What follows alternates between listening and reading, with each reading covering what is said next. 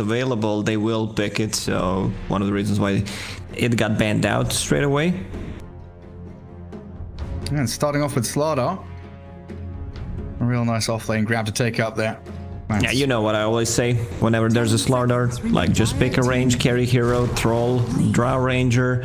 Any of these two is gonna work amazing against the Slardar. Because you can't really flex Slardar. I've seen some teams a couple of times trying to play him as position 4. Yeah. He's you know, hero that doesn't farm when you play him from position 4. You don't get as much levels as you are when you get the core.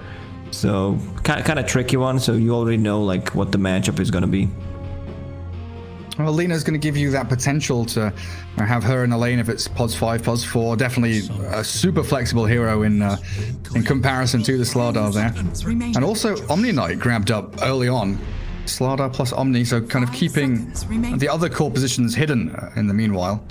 These are 2 strength heroes already. They might start thinking about Timbersaw. We see some teams prioritizing Timbersaw pick if there's like Phantom Assassin, so you know you're not going to be pressured in the laning stage. And Omni Knight, yeah, he has pure damage, but still doesn't provide like real pressure against Timber. And yeah, they get the draw range that we just mentioned. This could also potentially be the lane if they want to flex Lina to position 5. I think Mudgolems were pretty much the first team that started playing Lina, you know, heavily on a mid lane when they had Barania.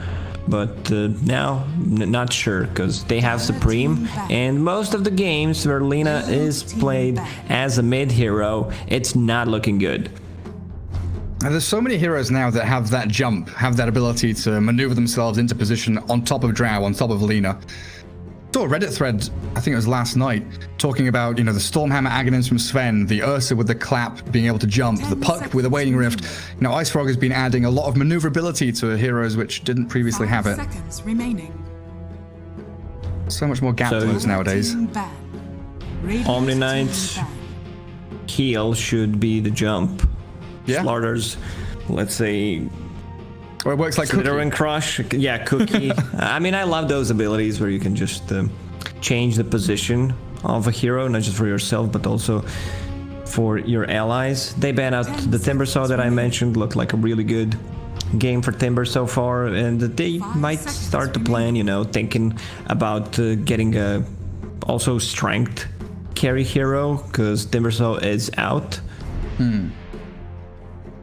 It's kind of interesting how that all works. Like, we used to have the 4-staff patch, or the patches, where 4 staffs were built by, you know, 3 heroes per team pretty much. Then that was all nerfed out and people start getting more mobility. And it also, you know, has these kind of indirect nerfs to, you know, displacement abilities like Glimpse, for example. Disruptor doesn't feel as popular anymore because everybody's got a way to jump away from where you're being glimpsed back into. 4-staff got nerfed, like the cast range on it, the mana cost. Like back in the days it was 25 mana, now it's 100, so that's a pretty big difference. Like, you need to have mana, you need to be very close, that's the biggest part, so you're kind of putting yourself in a very bad spot. And earlier, Void Spirit. This is because Mudgolems, most of the time they play Void Spirit as the off lane. I guess they could still put it in the mid lane if, like, it's a flexible hero. You've already shown your 4 or 5 in Lina, Drow Ranger, your 1. So having this opportunity to see what your opponents are doing next in the draft, give away and show a couple of their cards in the hand. And there's a live to win. It's going to be Seneko, Omni Knight, Old Ace Slardar, very likely locked in there. Still waiting for that immersion hero to come. And how would you feel about like an Earth Spirit in this situation? It's okay. I think you need to possibly have a ranged position 4 who can secure the lane, because your lane is going to be tough. Or what you can do is have a position 4 with the boots of speed that just drags the creep wave back between tier 1 and tier 2 tower, because Slardar will have a rough time. I think they need more like stun control. Puck is a hero that comes to my mind, because there's really limited lockdown that they have against Puck. I don't think you want to reveal your mid right now, but it's a potential Void Spirit on mid as well. So Mudgolems, you know, just keeping a lot of things open for themselves. I'm taking their sweet time on it. And Immersion, still, he's one of these stellar performance players on these position 4 heroes that do, you know, cause chaos and get active early on. And if you want that ranged hero, I mean, Mirana's still out there as a potential to go towards. You're not facing off against Enchantress or anything like that, but having Arrow to secure range creep or kill catapults, or even just, you know, Arrow into Crush or Crush into Arrow to set up is nice. In the previous series, Mirana was heavily contested because with the Yule Scepter build, Yule Scepter not affected by status resistance, so if Mirana lives, like, you always have that Arrow, and like Carry, let's say scenario where Carry already used his BKB, he's full HP, but the rest of his teammates died, and then you just Yule Scepter, leap, Arrow, and it's kind of a secure kill. They go with Rubik. Alright, there's an okay spell to steal from Lina, from Void Spirit. Kinda okay, nothing too special, but most of the time you'd be looking for Lina's spell. Draw Ranger, Silence is nice, but you're definitely not gonna prioritize that. Yeah, just like the dictionary definition of solid has the picture of Rubik next to it. You know, he's not exceptional, he's not pathetic, he's a good all-rounder, satisfactory in all situations. He's also going to give you that nice laning potential. Fade Bolt, Telekinesis into Crush. And if you go boots first, he can still maybe think about, you know, contesting the pools, dragging waves around. Treant for Mudgolems. Alright, have not seen this hero in a long time.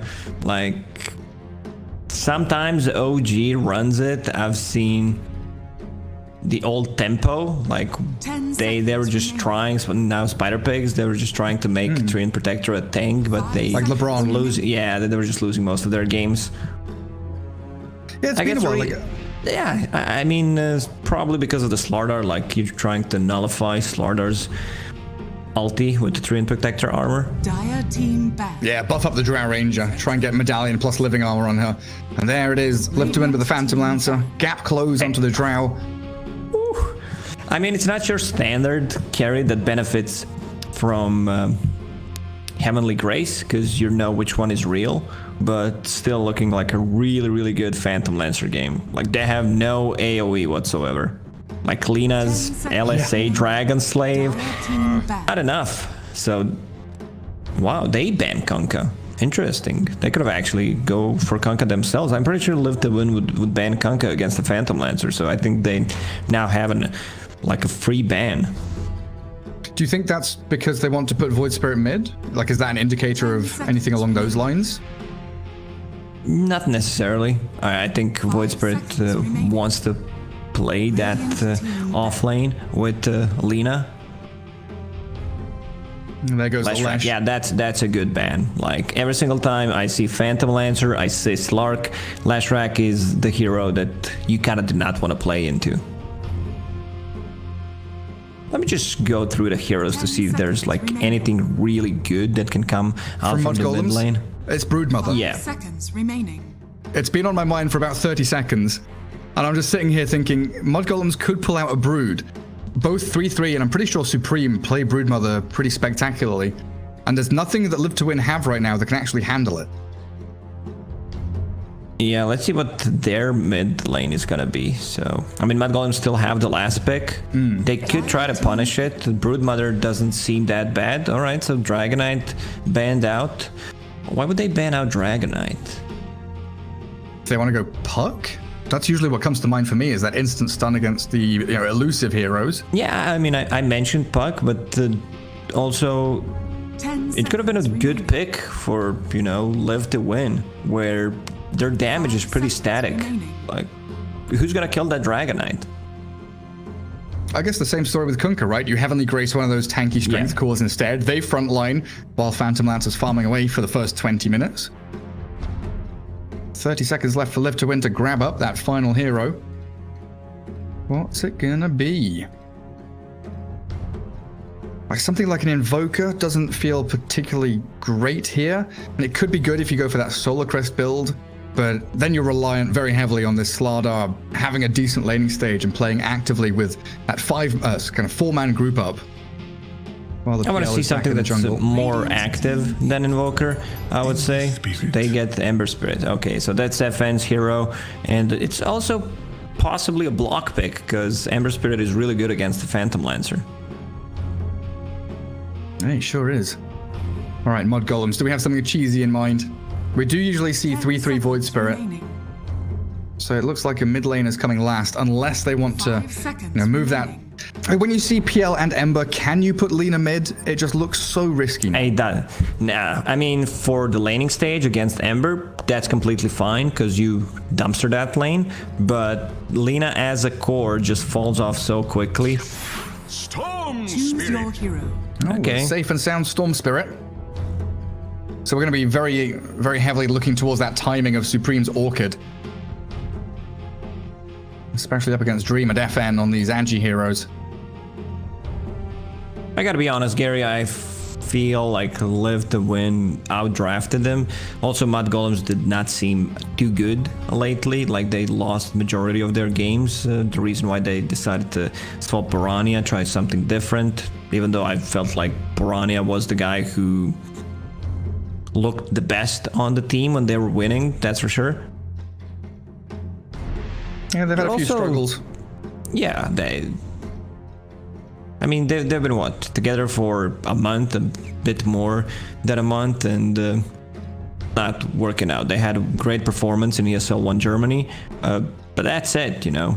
Kind of honeymoon phase was over. Yeah, the start of the squad looked really good. And they looked pretty solid all the way up until just epically kind of recently. When they did fall out of sorts. Yeah, so what are you saying? That it would be better if they didn't play the Epic League, just continue to play scrims? Just keep scrimming. Nah, you're always gonna keep advancing yourself, keep learning. It's like the goal of all of these teams, you know, is trying to get towards that DPC, get towards TI whenever it does happen. Solid foundation for your squad. So you think Live to Win here with that FN Ember Spirit, the Phantom Lancer being backed up by all those Slardar and Rubik and Omni Knight, of course. Looks pretty good against that Drow Ranger that Skitter does lead the charge with. Sounds like you're leaning Live to Win? Yeah, most def, because this Phantom Lancer, if you don't shut him down, if you don't make his laning stage miserable, he's just gonna take over. Prepare for battle. There's no way like Drow Ranger itemizes as fast as Phantom Lancer does to be as effective. Like, think about Aghanim Scepter, Mjolnir build. Yeah, that works well against Phantom Lancer and the Illusions, but the question is, do you want to buy those items and how are you gonna get there? Because you always feel like you need different items, so... But it's also Skitter. He is a guy that most of the time he's extremely greedy, just tends to buy like Battle Fury, so I would not be surprised if I see something like an Ags coming out from him. Well, that 5-man smoke gets revealed by the Slardar, who flops away with his pumpkin-headed little skin. Yeah, I'd agree. Like, back in the day, Skitter, you know, I can't remember what team name it was, but he was buying, playing Chaos Knight and Centaur position 1, going Midas Radiance. Yeah. Yeah. What was the team called? I believe it was with DNZ, right? Penta. Yeah. Penta. Penta, Skitter, mid, CK, and then he goes jungle, uses ulti. That was back in the days, and CK was... really bad. Like, I mean, he's not the best hero right now compared to the other safe laners, off laners, where you want to play him, but yeah, he was pretty bad back then. Battle begins. Well, Mudgolems kind of faking this one out, bringing 5 heroes bottom. And also trying to contest top, but it looks like 3-3, not able to get near the rune, so the 2-for-2 trade, still what we end up with. Interesting ward here, though, from Mudgolems, actually in the dire triangle. Blocking up the Ancients from a very early point. Burns, doesn't it? Didn't really expect to see that. Oh, the cancel on the TP. Milan stops Seneko in his tracks and then TP's top. So PL's alone here for a good 20-30 seconds now. Yeah, that's gonna give 33, like 2 free creep waves where Phantom Lancer can't contest. He might try to get close, but Lina will harass him. Nice dodge. Very nice doppelganger indeed. So Dream up on that PL against 3-3 and Milan. Seneko's Omni trying to join in, moving up towards top. And Milan just going to give him the punches. That position 4 Lina really has become one of the more prominent picks towards the end of this patch. Getting a bit of burst damage onto Seneko there and forcing the purification. Body blocking him, making him run around a long way through. Another Light Strike array hit, and Milan, oh, is that one more hit to finish him? Not going to close the gap in time. Can he cancel the cell? No, he can't. But this should be a free lane for Lina, where you can't really kill her, so she can do whatever she wants. Spent most of her mana, has 2 mangoes to work with, but once she gets to level 2, the Fiery Soul, like you're playing into 2 melee heroes, so you're gonna have a really, really good time. Yeah, just this kind of machine gun, perpetually spamming out right clicks onto Dream. And in the mid lane, Supreme Storm Spirit up against the FN Ember. Very even in that farm trade between the two of them. And down towards bot, Skitter Drow, Fata on the Treant, bringing out a bit of extra regen there, and he's got Orb of Venom on the tree, while Immersion has Boots on the Rubik and Old A Slardar. And you said at the very start of the draft, he's always going to struggle to stay in the lane against a Skitter Drow Ranger just because of this.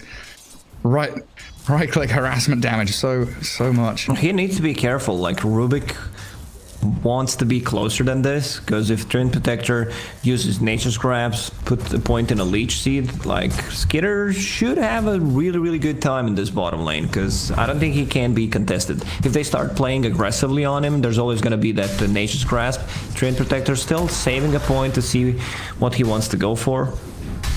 If there's a kill opportunity, he gets Leech Seed. So it's a good opportunity there for Immersion to drag that wave back. Get himself close to level 2. Oh, mid lane. Vortex, but doesn't drag FN into tower range. Just keeps that chip damage going.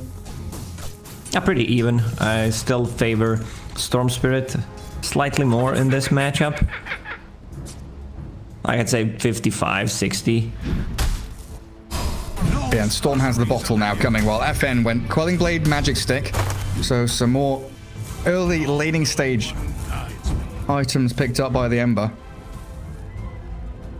Do you remember the old, was it We versus Envy? They were on voice comms together, and one of them said this hero beats that hero in the Storm versus Ember matchup, and Weeheart was like, nah, that's not how it works. I don't remember that. I was not on Discord with them. No, they did it on stream. I'm pretty sure Envy was like, Ember Spirit can defeat Storm. All he has to do is slight dodge the remnants. They go into like a 1v1 lobby, and we kills him within like 30 seconds. Like, okay, you can slight dodge one of them, but I'm just gonna dodge this, bro. Yeah. Well, sounds like Envy stuff. How's PL doing? 15 CS against 18 on the Void Spirit. This type of lineup from Mudgolems, like, they don't have any cooldowns. Like, they can literally fight all the time. Same goes for the other side. So, completely different what we, like, I would say usually see, where we have, like, Enigmas, Tide Hunters most of the time. Again, mid lane with the double damage, a lot of harassment on FN. Yeah, 10 denies from Storm has put him closer to that level 6. And that double damage rune whacking into FN. But the bottles come out. Level 2 Flame Guard as well. That double damage, my goodness. Boost of speed. FN needs to be careful. He's going to get denied under his tower as well by the Storm Spirit. Skitter does lose his courier. Old Afterlife getting something done in that bot lane. Drow Ranger 21 CS really hammering it home, as Old A only sitting on 11. FN popped the glyph, so Storm Spirit can't get the creep wave straight away. Needs to use one more static remnant. The efficiency. He's in a great spot to get the bounty runes now, though. You're not allowed to touch the first glyph. Like, your mid laner wants to use it.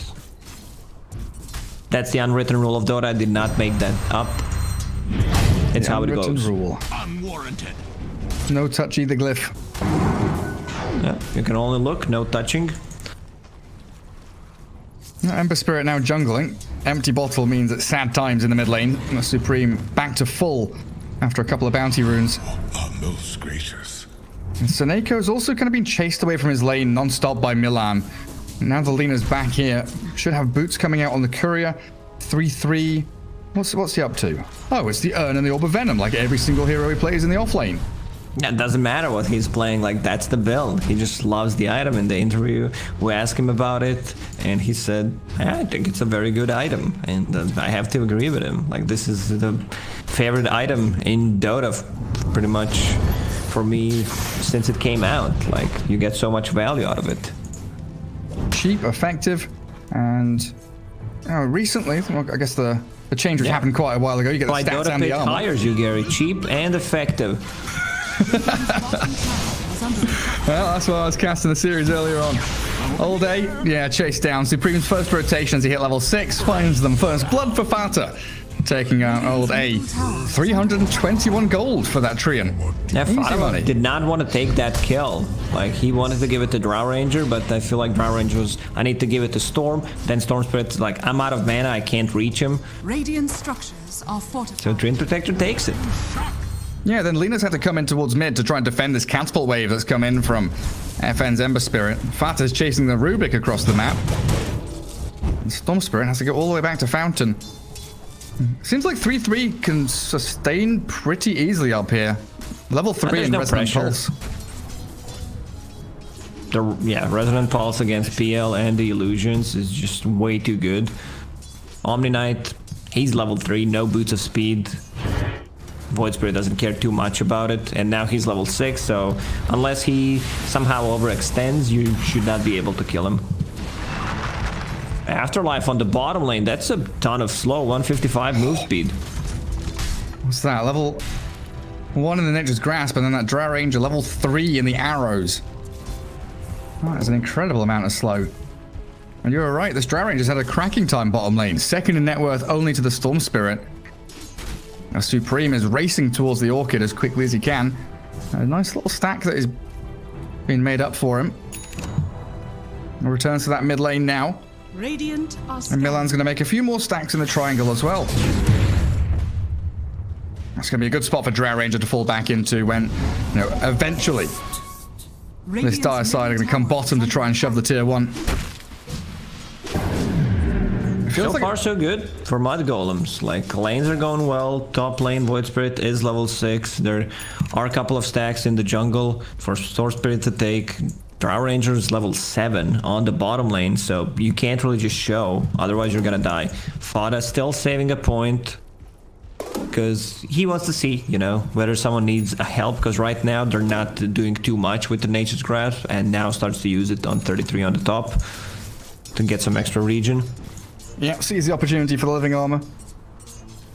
I think you called it right, kind of a passive early game here, as both teams have that, you know, Drow or the PL that want to build themselves up to a certain point. But Mudgolems, once they do have that Storm Orchid, it is going to be all guns blazing.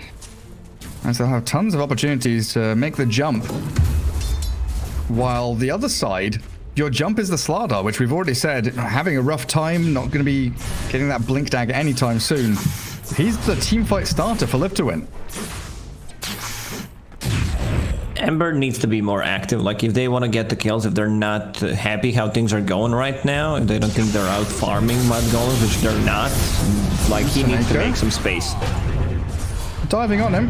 He's tanky, but with 3-3 and Supreme there, they blow up the Omni Knight. And look at Skitter, behind the tier 1 tower. TP's top now, so 3 cores from Mudgolems actually moving north onto the tier 1. is under attack. Did they see the Ember move there? There is an observer board, yeah. What? Close to tier 1 tower on bottom, so they're like, yeah, we're out. Fada, Is under attack. he's level 3, just got level 4, and I love that. Like, he understands, like, my job is not to deal damage, my job is just to secure the towers, delay as much as possible. I also want to lower the cooldown on the living armor, so, you know, I respect that. Like, most of the players would just get points in Nature's Grasp, but also how this game was developing, like putting that 1 point in lead seed, I don't think he got value out of that. Maybe used it once, maybe didn't even use it. Stupendous. That tower will still fall eventually. There's the trade-off. Going for a deny. TP coming in from 3-3 as well. Leech Seed there, the tower very low, the deny coming, and Fata gets it, and now all day. In a little bit of trouble, but he's got the Heavenly Grace on him from Seneko. Nature's Grasp slows their retreat, and FN actually returning for another little pop here. Gets the chains onto 3-3. He's got 2 Astral Steps, and the rest of his spells coming back off cooldown, so FN, this dive doesn't seem too worthwhile, other than getting through the charges of Astral Step. While I mid can see lane, chat, you know, typing gank lol, because this one was, you know, not well executed. Even if you have perfect execution, not sure what that was, I don't think you get the kill against the Dissimulate. 2 Astral Step charges, like 1 point in Searing Chains is just not enough to hold them in place. and now that shift down into the triangle. Dream's going to make his nice little home there, and yeah, a big pink circle drawn by Seneko saying the rest of us play here in front of that PL while he farms. Diving onto tier 2, they're trying to catch Fata. FN does get away with a lot here. Dives away with his Remnant as Milan threw the kitchen sink at him. Old A also stunning Supreme with a Remnant coming. They're not going to catch him. That one Rubik close. nearly finds it with a Dragon Slave, stealing out Light Striker right now. A weird little head-to-head there. Yeah, weird decision by Rubik. He had the Dragon Slave, which is level 4, decides to take LSA instead. Like, he can, if he had the Dragon Slave, he can be the one just pushing out the lanes constantly. Yeah, Slave plus Bolt. Insta clear those waves. Radiant's bottom Now defense of the mid-tier ones. Milan refilling that bottle. Gets a couple of charges from Supreme. Drow Ranger just farming through jungle. Casual and calm. Huzzah! 3 kills, 12 minutes. We knew it was going to be Take the slow. stick out. Gary poked him. Time to poke the angry ogre. Both teams were just waiting for that key item. Storm, 200 gold away. And that surely should indicate smoke time soon for Mudgolems. While the Phantom Lancer is reasonably distant from the Diffusal Blade, but definitely keeping tabs on the net worth with the rest of the squad, and the Iron Talon he has helping out to accelerate him as well. Yeah, this Iron Talon pickup is extremely powerful on the Phantom Lancer because all he wants to do right now is just spend the time in the jungle, keep farming. He's going for the Diffusal Blade. He also might switch things around because Manta is high valued this time. You're playing into Treant Protector. Silence, Storm Spirit just finished his Orchid. I mean, don't get me wrong, the Diffusal Blade is really good. Maybe that's the timing they're looking for. You know, he's not that tanky, has 21 charges, that's fine. And he also has Omni-Knight. I think he's gonna be the target that he wants to heal. Also, early on, you don't care too much about, you know, that they see you used Heavenly Grace on. So Neeko, like, position 5 Omni-Knight consumes so much mana, so if somehow you manage to get like good tier 1 items like a Mango Tree, Arcane Ring, something that can be passed down to the Omni-Knight, that's pretty good. What do they even have? A Faded Brooch. Ember Spirit is just gonna keep that for more move speed. Has a Windlace Phase Boots, he's zooming in, 467 when used. Doppelganger out by PL. They were looking for him with that Storm Orchid. They catch the Slardar though. Blow him up with a Laguna Blade. Now Dream's coming in. The TP out from Milan. They can't cancel it. They can kill him though, and Supreme's out of mana. Storm Spirit trying to go for a TP himself. The damage is coming, but not fast enough. They get 1, but not 2. Mudgolems lose the Treant in the meanwhile, as FN does get that grab in between the 2 jungle camps. Just a trade, like we don't see big team fight. Seems like no one wants to fully commit. are fortified. I still feel Phantom Lancer is the king of this game. When we, you know, get to that like 25-30 minute mark, I still don't feel they have enough to bring him down. The laning stage for him was not the greatest, but he managed to recover with the Iron Talon in the jungle. Big zip. Yeah, Supreme finds the backup here. Emergence Rubik picked off, and they also jump towards Dream with the Ether Remnant and now the Nature's Grasp. He tries to doppelganger away. I don't know if he can trick them and bait them though. The Urn's already on the real one. The Omni though with a bit of a heal there. Heavenly Grace should be coming in a second, and Dream turns with a lance, and FN holds the line. Turns to fight. Overgrowth will keep them at bay though. Live to Win can't go for any more. So just a Rubik to fall. 33. With the Resonant Pulse and Living Armor, he's pretty much unkillable. He does not care about the PL and the illusions. Now the Diffusal Blade is done, so like Storm Spirit will need to be very careful about how he uses the zips. Bye-bye, Omni-Knight. Now he knows there's definitely vision on the high ground there. But yeah, coming back to the Diffusal Blade choice, I think you're right. It's that item timing where they, like, Slardar had a rough first, like, 4 or 5 minutes, but Old A is still going to have himself a 16-minute Blink Dagger now, and they've got the Blink and Diffusal Blade ready. Perfect timing, actually. Like, considering how the game is going, you want to have your items synced. Lina, LSA misses. He jumps in, that's a big silence. Dream is down. Oh, dear. That was a very quick little kill there from Mudgolems. Phantom Lancer just double ganging into the middle of them all, and that was meant to be the smoke timing. They were meant to be trying to play into that PL. Yeah, that was weird. Like, he wanted to play aggressive, probably thought I cannot die, but there was no one to back him up. So Nico was on de-warding mission. What? My brain's lagging. the mission was an issue. Got themselves a dispel there onto the Orchid. Storm Spirit all caught up with the telekinesis, and that Guardian Angel coming means Supreme's down. Now, Yule Scepter up again. No chains for 4 seconds, but Fata just going to get right-clicked down here by FN. Gust back with a multi-shot on the Light Strike Array, and FN crumbles. Good turnaround play as Mudgolems bring that Drow into action. And 3-3, thinking about poking his head up that ramp. Doesn't commit for it, though. Now imagine if they had Phantom Lancer in that fight. With the Slaughter's amplified damage, like, it could have been a disaster for Mudgolems. Raw Rangers still silently farming, second on the net worth. Just going for the standard items, you know, Dragonlance, into Manta style, but might start thinking about getting some kind of AoE against the Phantom Lancer and the Illusions. Yeah, because Storm's not going to do that. Maybe the Void Spirit, yeah, Shiva's Guard being queued up. Could be the one to try and handle him as Seneko gets a heal off, but Milan shuts him down with the Laguna Blade. Mudgolems being the much more active team as it feels like they need to be against this Phantom Lancer. Close out the map so we can't continue to free farm. And this was their fight to take. Like, live to win. Phantom Lancer died there. It could have been a turning point in this game. Pull the Stolen Remnant. Yule's up. They've got a Remnant back on the Slardar, so no stun from him. The Yules again. It's just everyone being cycloned and sent into the sky. How many bloody Yules do we have right now? Overgrowth comes, Fat is still trapped, the Light Strike Array trying to clip the illusions, but the Slayer Fist from FN secures him. Feels like everyone and their mum's got a Yule Scepter in this game. Well, Storm said, Storm is coming. Jump in from his end. Afterlife onto 3-3. They've got the Vortex back and the Slardar's down. Dreams also dropping incredibly quickly, but the Purification and the Heavenly Grace not enough. As the Stolen Remnant does drag 3-3 across, but now FN's in trouble. Suneko's dropping the tower hit and the Dragon Slave clear him up.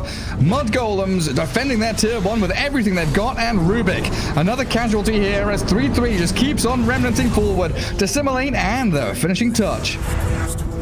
Drow Ranger uncontested in these fights. Like, they are completely ignoring her. She has 0 deaths at the moment because, like, when you think about how these fights are played out, like, no one wants to jump in the backlines. You're afraid of LSA, you're afraid of Treant Protector, and Mudgolems, they have a pretty solid front line. With this Void Spirit, Yule Scepter, so he has a way of dispelling things for himself. So yeah, Storm gets this Aegis, and Storm's also the one who's getting the first jump, so he creates a lot of chaos, which, you know, gives Live to Win an opportunity to respond. That's all they can do. Like, if Mudgolems are making the first move, Live to Win is in a really bad spot. Be fearless. And now scrambling towards Manta on that PL. Coming back to that point you made about Manta style being super valuable here against all of the silences. Maybe he felt like he could rely on this Heavenly Grace. Yasha yet, Gary. I know. It's desperate. That's why I said scrambling. He's really having a few struggles. Those 2 deaths were really costly. Storm finding a regen rune and getting away from Old A. Trying with that Blink Crush. Still Supreme with the Aegis though, so cracking through 2 of those lives. Pretty difficult task ahead of them. Bunkering down in their triangle, and plenty of wards and vision here from the Dire team just to try and secure at least a portion of the map for themselves. Well, this is where the real break in the game can happen. Drow Rangers ready with Manta Dragonlance. They've got Storm, Aegis, Orchid, Kaya. They are ready with this smoke to find some big high priority kills. Pinging out the Rubik. Immersion's an easy one. Very simple here for Supreme. Regeneration. Oh, did you see that? The Rubik did not use Dome of Knowledge, you know, to keep his level lower so they get less XP and gold. Nice. The strategy. Courier's dying as well. 2 NIP from that smoke. They get a kill on Rubik, 2 couriers, take control of the safe place of farm that Phantom Lancer was trying to hold on to. And now, move down towards the bottom tier 1. Where's the party? This Drow is becoming incredibly scary. Yeah, Drow is a huge problem. Like, they're not addressing it, and for the next, what, 3 minutes, they still have Aegis. They can't take any fights with this Aegis on Storm Spirit, so they will have to play a passive Dota until, you know, 40 minutes possibly, where Phantom Lancer just wants to get his items. Well, Vortex and Albeit FN. Nice save coming in from Suneko and Old A, bursting the Aegis down. That's the Maelstrom and the Yules for the Ember Spirit now, as 3-3 makes the move forward, forcing the catch onto Slaughter with a clumsy net, and Storm Spirit will gladly come in and take yet another kill. Okay, I mean, considering the situation they're in, it's still fine for Live to Win. They took the Aegis off, traded it for Slaughter. Phantom Lancer's farming the triangle once again.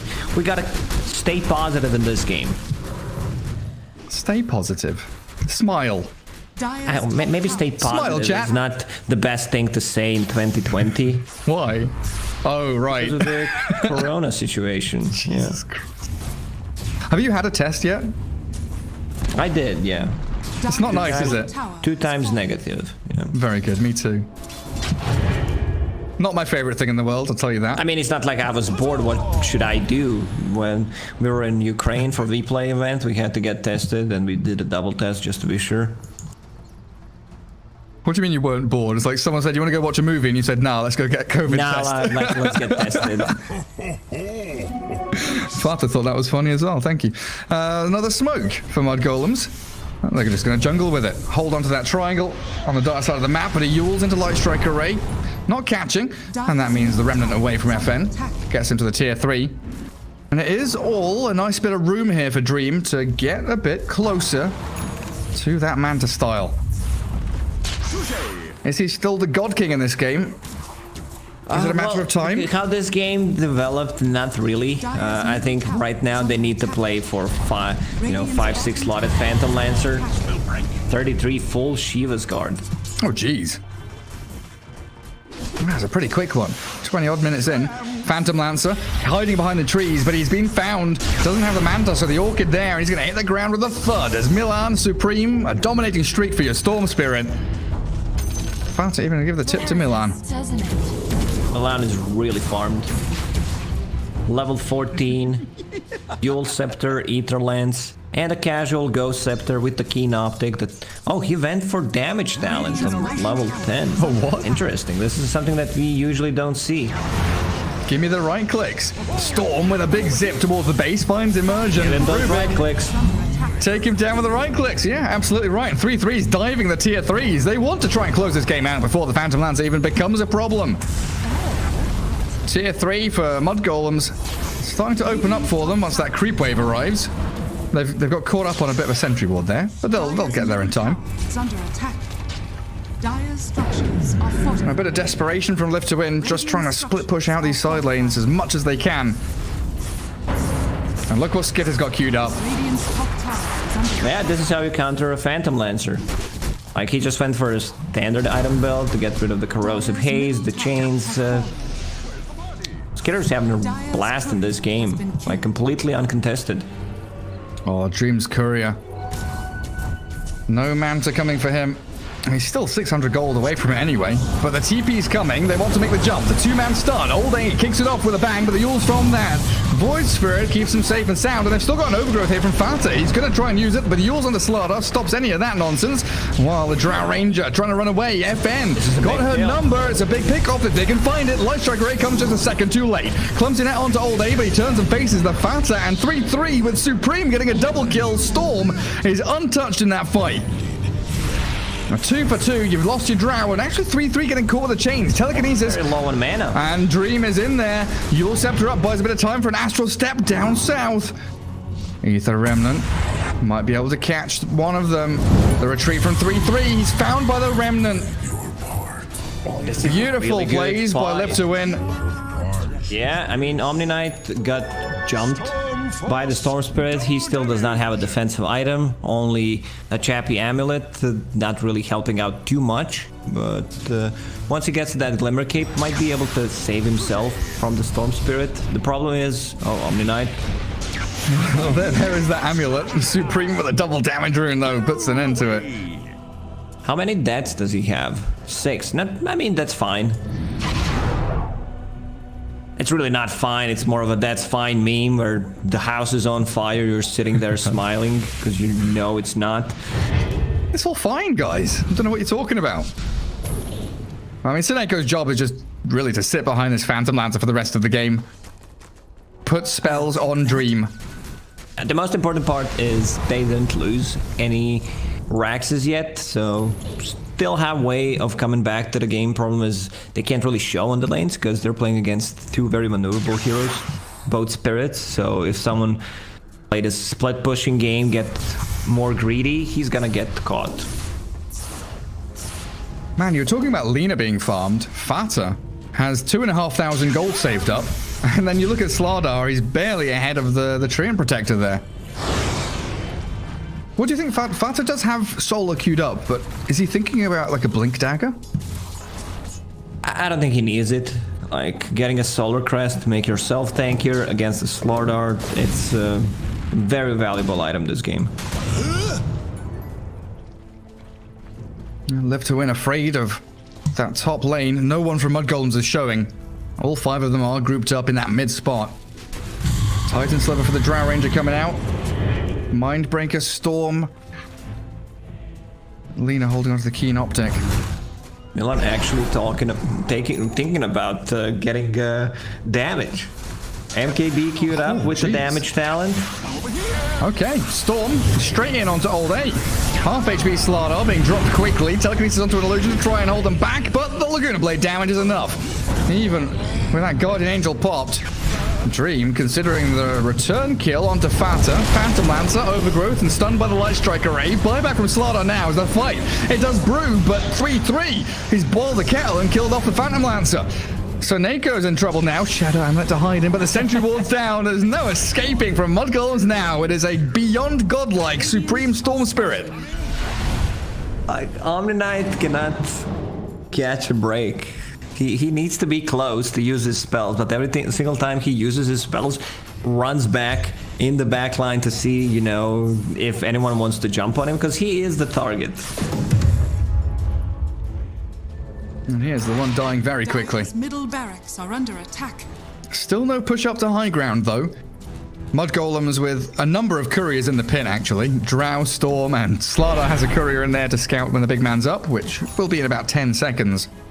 And because of that buyback, Treant Protector has more net worth than the offlane Slardar. Oh. He's still holding on 3,000 gold, actually. Dire's courier. Fata, what are you doing?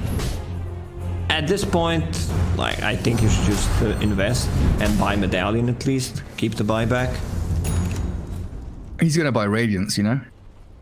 Aghanim Scepter, he's playing late game. Radiant's middle tower Radiance against is under PL. attack. It's perfect. Just needs, There's 1,000 no gold for way. Relic. I mean, for the You meme, shut sure. your mouth. there is absolutely a way. I'm willing it. There is a way. FN with the Heavenly Grace on him gets out of that initiation from Mudgolems. And Roshan, the big pointer contest now from both teams as we've got 10 heroes converging towards the pit.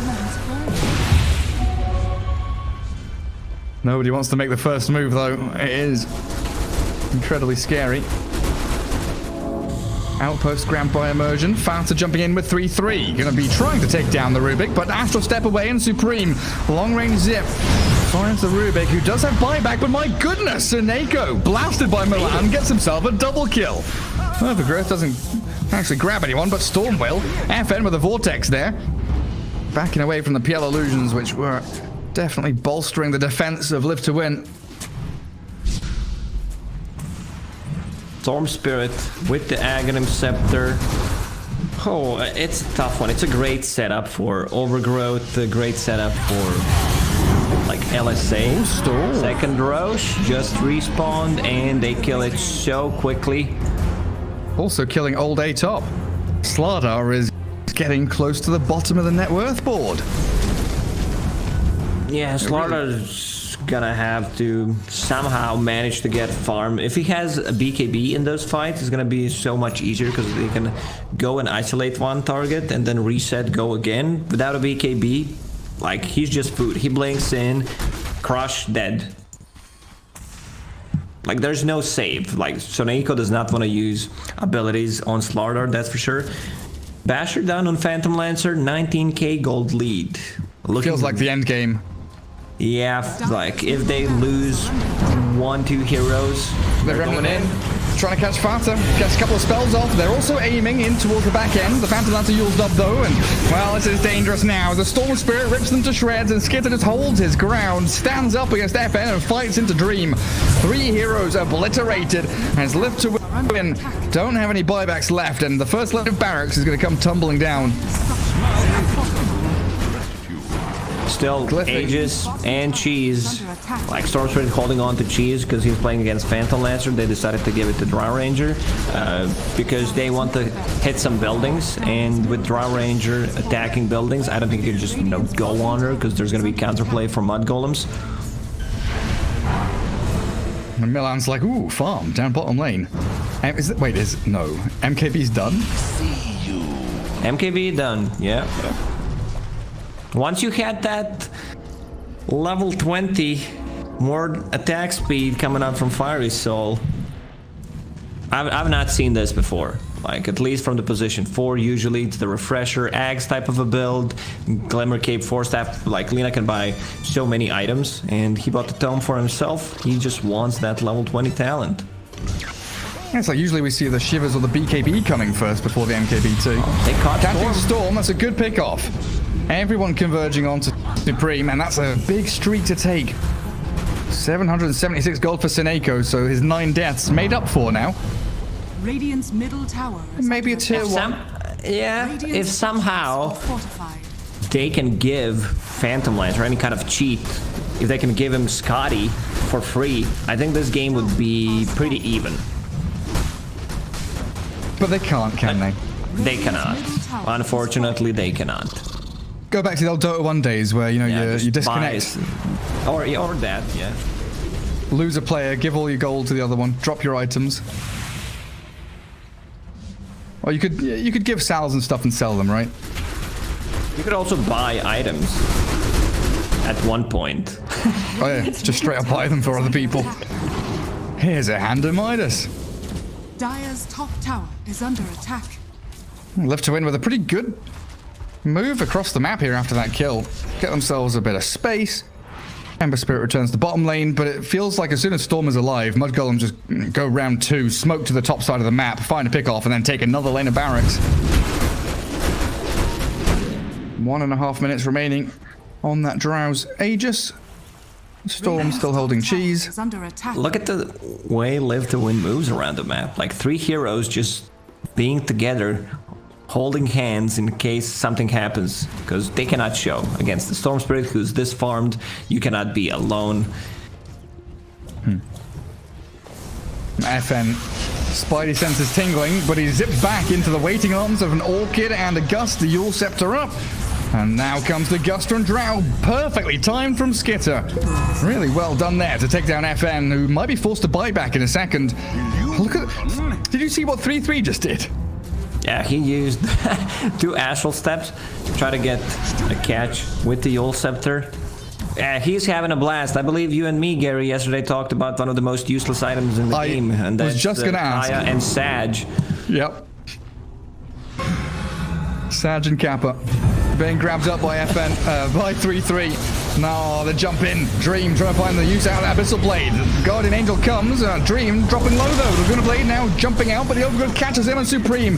He's really focused in onto Dream, but another Doppelganger with that Heavenly Grace and a Glimmer Cape from Soneko actually gets him out of danger, and FN is playing around with the rest of Mudgolems. He doesn't have an escape now, does he? Out goes 3-3, Remnant forward, and Drow Ranger with Supreme finding the finishing touches, but Dream has come back in again, and Phantom Lancer, well, that Drow just pummeling him. The right-click damage is ridiculous. It's too much. Like, the damage from the Drow Ranger with that Butterfly Aegis just expired, but cancel the regeneration with the last attack from the PL illusion. Does Slaughter have an item yet?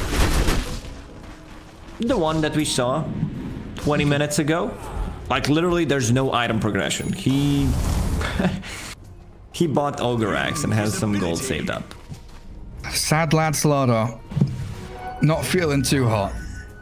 And what did Treant buy? A Lotus Orb. That's not a Radiance. How unfortunate. Yeah, I mean, Lotus Orb is also fine, makes sense. It gives you armor and gives you... So you don't lose the armor when you use it on someone. And like Solar Crest does. So you can still dispel Slaughter, ulti, chains, Fade Bolt. Like, you can also make a good counterplay to Abyssal Blade, potentially. Oh, yeah. Like, put it on your Storm Spirit. Reverse that Abyssal Blade. Still feeling like they want to go top tier 3 in Barracks, even without Aegis now. Mudgolems make the move there and do pressure into mid as well. Illusion Escape. Found by Mudgolems. They give it to Drow Ranger instantly. And there goes that illusion onto high ground. Spotting out observers and sentries and all that good stuff up there as well.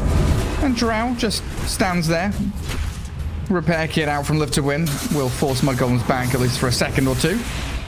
And the strength of that AoE vortex from Storm really does become apparent against this PL. They just clear the illusion instantly. All right, Gary. Waiting for next Roche? What do you think? Is there still potential for a possible comeback? Like, Phantom Lancer melts that there's always potential, you're correct. Until the throne falls, don't call it.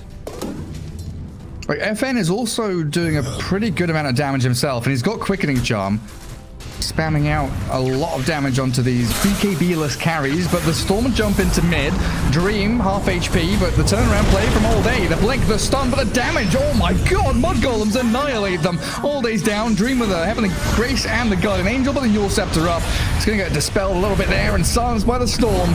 Light Striker Ray doesn't even connect because he died so fast, and now the Rubik's caught up in the Remnant from 3-3 and a double kill from Skitter. Buyback to Riven from Live to Win, desperately looking to defend their base.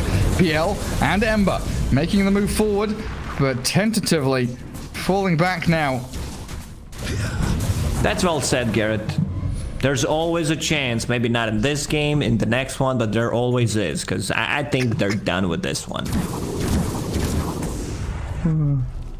Very good, Lacoste. Wait, does 3-3 have the... No, he doesn't. I was wondering there, he's like scouting with his Remnant. He doesn't go for the true sight, of course. They've got a gem on Storm. That's what I was looking for. I was like, there's no sentry or anything? What? How are they scouting up high ground? Oh, Storm will gladly take that one. Minotaur Horn, so you can go in, use the horn, see where everyone's standing, then pop a BKB. Double magic immunity. Roshan soon. Mudgolem's always just going to be in this position where Live to Win can't really break the line to get towards the pit. Like 3-3's cutting bot wave. Milan has cleared out the wave near the tier 2 tower. There's nowhere on the map for Live to Win to be apart from up in that top lane near their own tier 3, hiding, cowering. Mudgolems, they know Roche will spawn very soon. They also have a courier inside the pit, so when it spawns, they're gonna get that cheese Aegis +1. Arcane Rune Storm now as well. If things couldn't get any better for Supreme, had a couple of dodgy games the other day on the Morphling, but Supreme on Storm, most certainly spectacular. 28 Bloodstone charges, working on a Scythe of Vice as they think about the move on to Dream. Dire's bottom tower has fallen. Back to the high ground we go as Live to Win bunker in their base. And the Aghanim Scepter. So Drow Ranger will gladly take that one. On Yeah, Roche? and the illusions. Aghanim's blessing time. I'm actually surprised Live to Win have Under attack. stayed in the game for the last 20 minutes. mean, they still have 2 set of Raxes, both tier 3 towers still alive. 34k net worth deficit, and third Roche falling though. The beginning of the end here in game 1. Phantom Lancer. Andra Ranger will hit level 25 with the Aghanim's Blessing from Roshan himself. She's got Butterfly, Lincoln's, Hurricane Pike, Manta.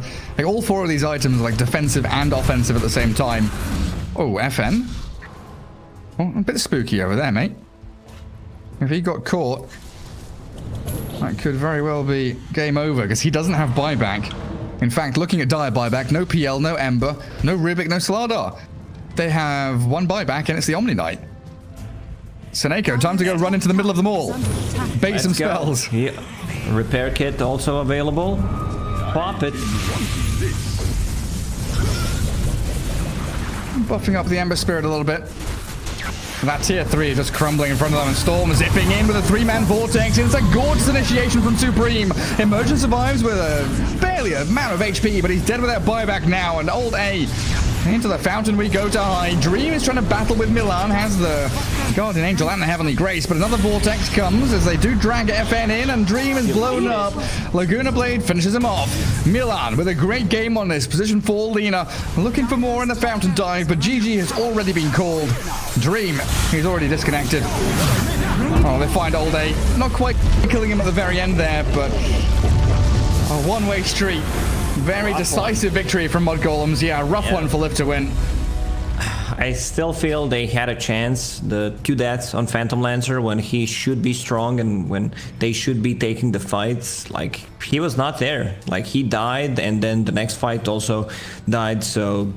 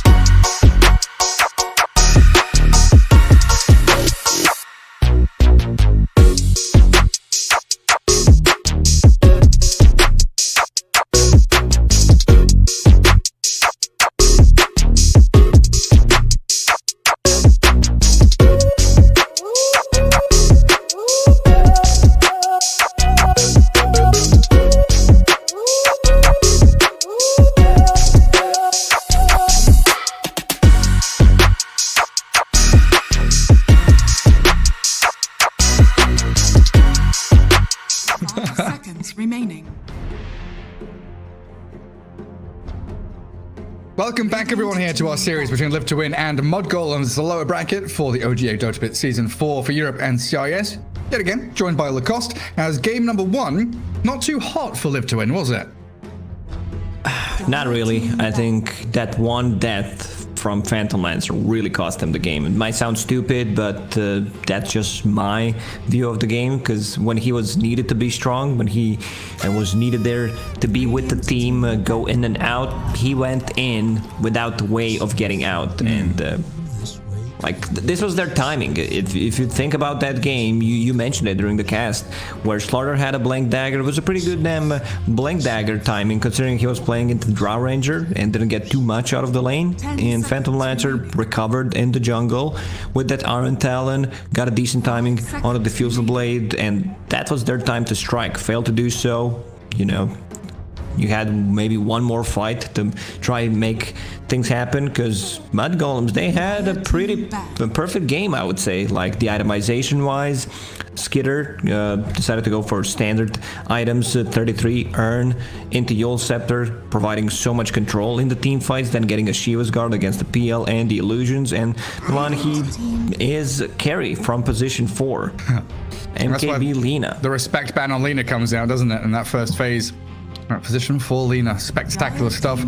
And yeah, the fact that Slardar, that blink dagger, sure, good timing.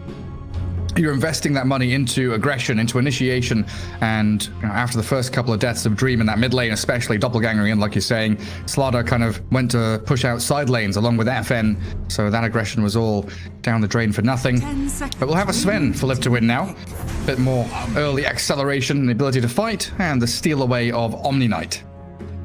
Usually it should be the other way around, where you pick Sven into Omni Knight, but in the last month I've seen, you know, most of the time Sven wins, 10 seconds remaining. but somehow there's also a way to play around it. Like, Ursa is still in the pool, that could potentially be the hero for Mudgolems.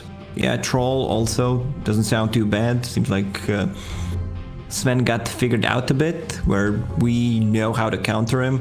There's still a Slardar in the pool for Live to Win if they want to go with the 40-minute Blink Dagger Slardar once again.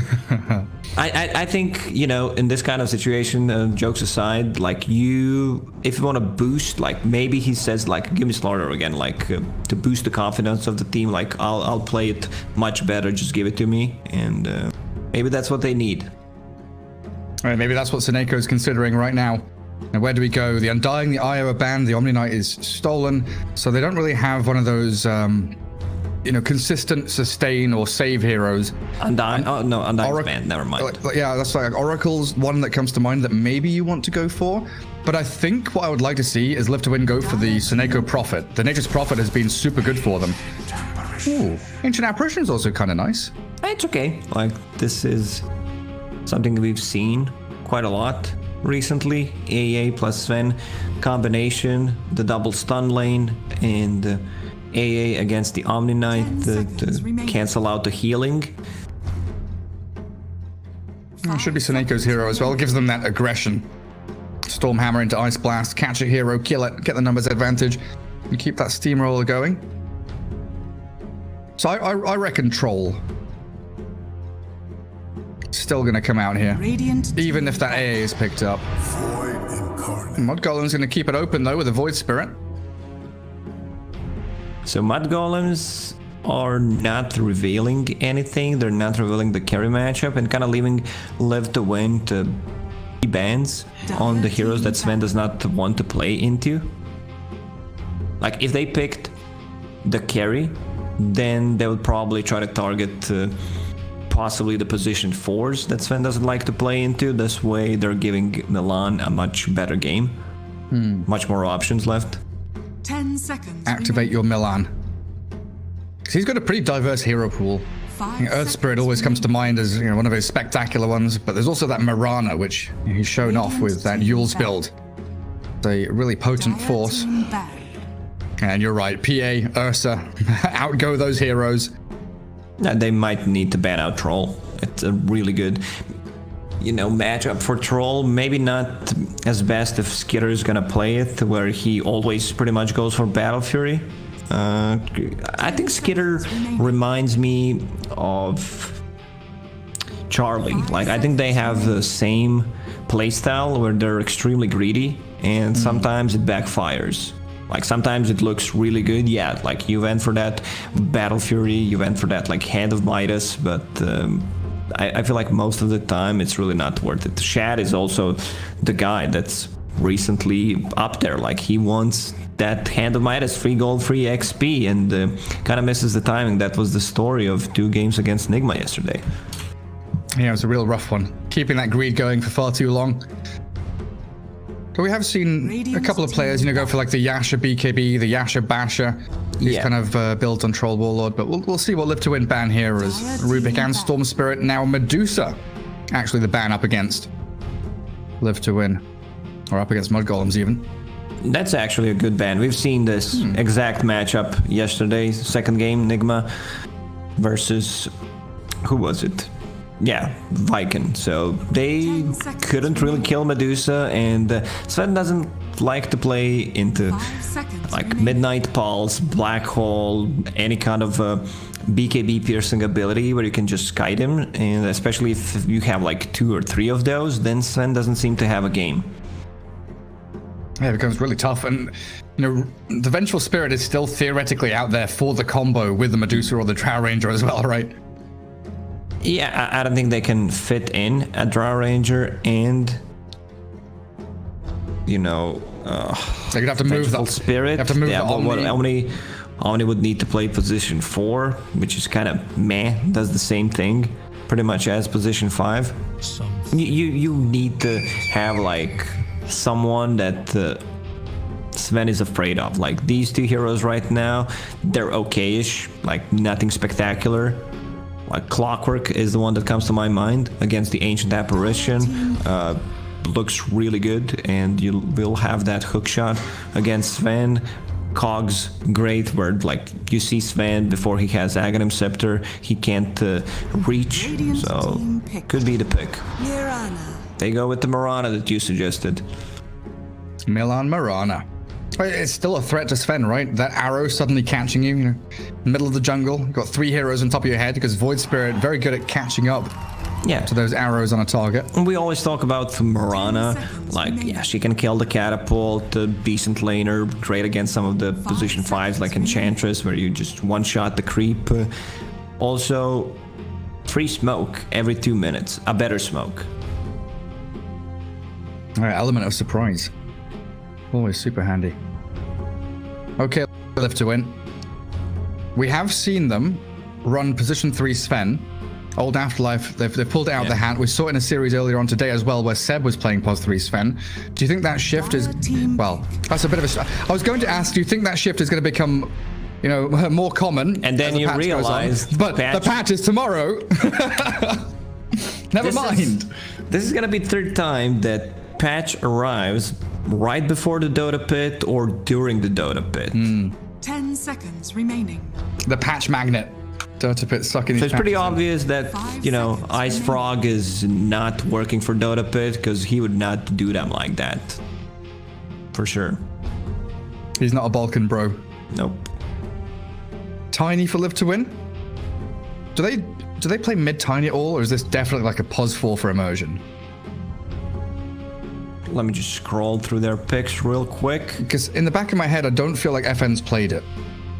And this feels like a locked-in AA5, Tiny 4, and then Sven is the only kind of dynamic hero there across the 1 and 3. And then Mudgolem's going to come in here with 14 seconds remaining. And they've already locked in their 5, 4, and 3 as well, and a Spectre pos 1. So that's going to be one of their answers to Sven. Yeah, I mean, Viper's still available. It doesn't sound too bad. You have Tiny Viper combination, keep them inside that Nether Toxin. You have a toss back against the Omni Knight. So yeah, they go for it. Straight away. Yeah, a bit of a risky Spectre pick into that. But that will then mean Sven kind of has to play position 1 and Viper's your 3, and we're leaving that FN hero till the very end. You can still shift things around if you want, but you picked Viper to pressure the Spectre in the lane. Like the kill threat from Viper Tiny is just so good. So I don't think you want to mix things up. Like, yeah, we've seen some Svens played on the off lane, but at the end of the day, he just feels much better when played as a carry. Actually using Cleave to scale. Get some big items. Oh, final bans. Live to win. What do they need? Catch? So they'll have probably Rod of Atos, Viper, Blink Tiny, Sven, and Stormhammer and Jump People. Invoker's still a possibility, like where you have a really, you know, one guy that's going to be buffed up, Alacrity, possibly a Solar Crest coming out from Invoker. I still don't know the matchup. Most likely it's still Void Spirit offlane because of the combination that they have. Remnant into Arrow seems really good. And 33 just loves to play the Void Spirit on the offlane. Yeah, it just doesn't feel like Live to Win have to like counter anything. They've already resolved a lot of the problems they have to face in the draft already. I guess the one thing they don't really have is sustain. Like you're looking at this fight with Spectre who's super tanky, Omni Knight with all the saves and the heals he's got. And we've seen these Maranas with Yule Scepter on her and Void Spirit. The ability to just catch people and kill them instantaneously is definitely there. But there's no real mid-heroes that save or sustain, are there? Yeah. Leshrac comes to my mind for Live to Win. Like just great overall hero. They get the Invoker. Okay. Yeah, you said it. I mean, I think both would be pretty fine because like Leshrac would allow them to play much faster Dota, going for more towers, and the AoE damage. Like Leshrac is not really afraid of any of these heroes because what are they gonna do to him? And he wants to find Omni Knight in the backline. There's gonna be pretty chaotic, like, but still, Invoker works well as we mentioned before. Not much time left here. Storm Spirit's gone. No DP. Supreme, what is your hero? It's a puck. Select your hero. That's going to be your tempo setter there. Be decent at getting in and around these fights. Immersion, what is that? It's the Christmas Tiny. He's ready. Christmas came early. So, yeah, that's also puck into the Sven. Like we're talking about Aghanim Scepter upgrade on Sven where he doesn't care about coil. Looks like a really free Sven game. That there is not really a hero that threatens him. There's no BKB piercing abilities against the Sven. And the laning stage should be fine. Like this is also puck into Invoker. You don't threaten a kill on Invoker before you get a level 6 if we're talking about just straight up 1 versus 1 matchup. Yeah, it comes down to that hit level 6 and TP to a side lane kind of play. I don't know. We'll see how it all works out for them. Skitter Spectre. That late game security for Mudgolems. We're going to see the same build we have been for months on end now. The Blade Mail Manta style, I guess. Yeah, I mean, Blade Mail is a must. So you can not just, you know, become more tanky, but you also can farm Ancients. So that's a pretty big thing. And Tiny is so cute. He's adorable with his little jingle bells. Gonna be tossing all the way. Get ourselves into game 2. Live to Win up against Mudgolems. Here it looks like a much better laning setup. Even before we see the laning setup, the heroes they've got, Live to Win, should have a damn good time up against Mudgolems. We've seen the way this 3-3 plays that Void Spirit. There's always gonna be pressure from him. Live to Win has a scary lineup. I just do not want to see Hand of Midas Sven to give Spectre enough time to actually buy the items. So, like, just full aggression, the standard Mask of Madness into Echo Saber, possibly a Blink Dagger. Not Blink Dagger, never mind. BKB or Aghanim Scepter. Yeah, no, I don't think you need it because you already have a break mechanic against Spectre coming out from Viper. You do not necessarily need to invest so much gold into something that you already have. It's more about the execution. Oh, we'll get ourselves into a pause straight up. We'll see where they all head. Supreme on the puck. Milan playing that Mirana. 3-3 Void Spirit. Skitter on the Spectre. And Fata playing the Omni Knight. While on the Radiant side, Dream Sven, Immersion Tiny, FN Invoker, Old A, Mr. Afterlife, the Viper, and Seneko playing that Ancient Apparition with a Smoke. So it looks like Live to Win want to try and get out across the map, get some information, maybe get a kill with an early 5-man smoke. You know, Top lane should be... Oh, go ahead, Gary. Ask me a question. Ask me something dumb.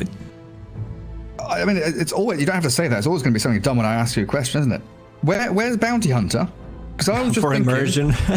No, seriously, that guy was a bloody god on Bounty Hunter, and I've just had this flashback of him killing like 20 couriers a game. Yeah, I mean, this is the first thing that comes to my mind whenever I see immersion. You know, like back at the Boston Major, it was Ad Finem who ran that hero, and then hero got nerfed. So immersion was like, nah, guys, I'm still gonna play that hero.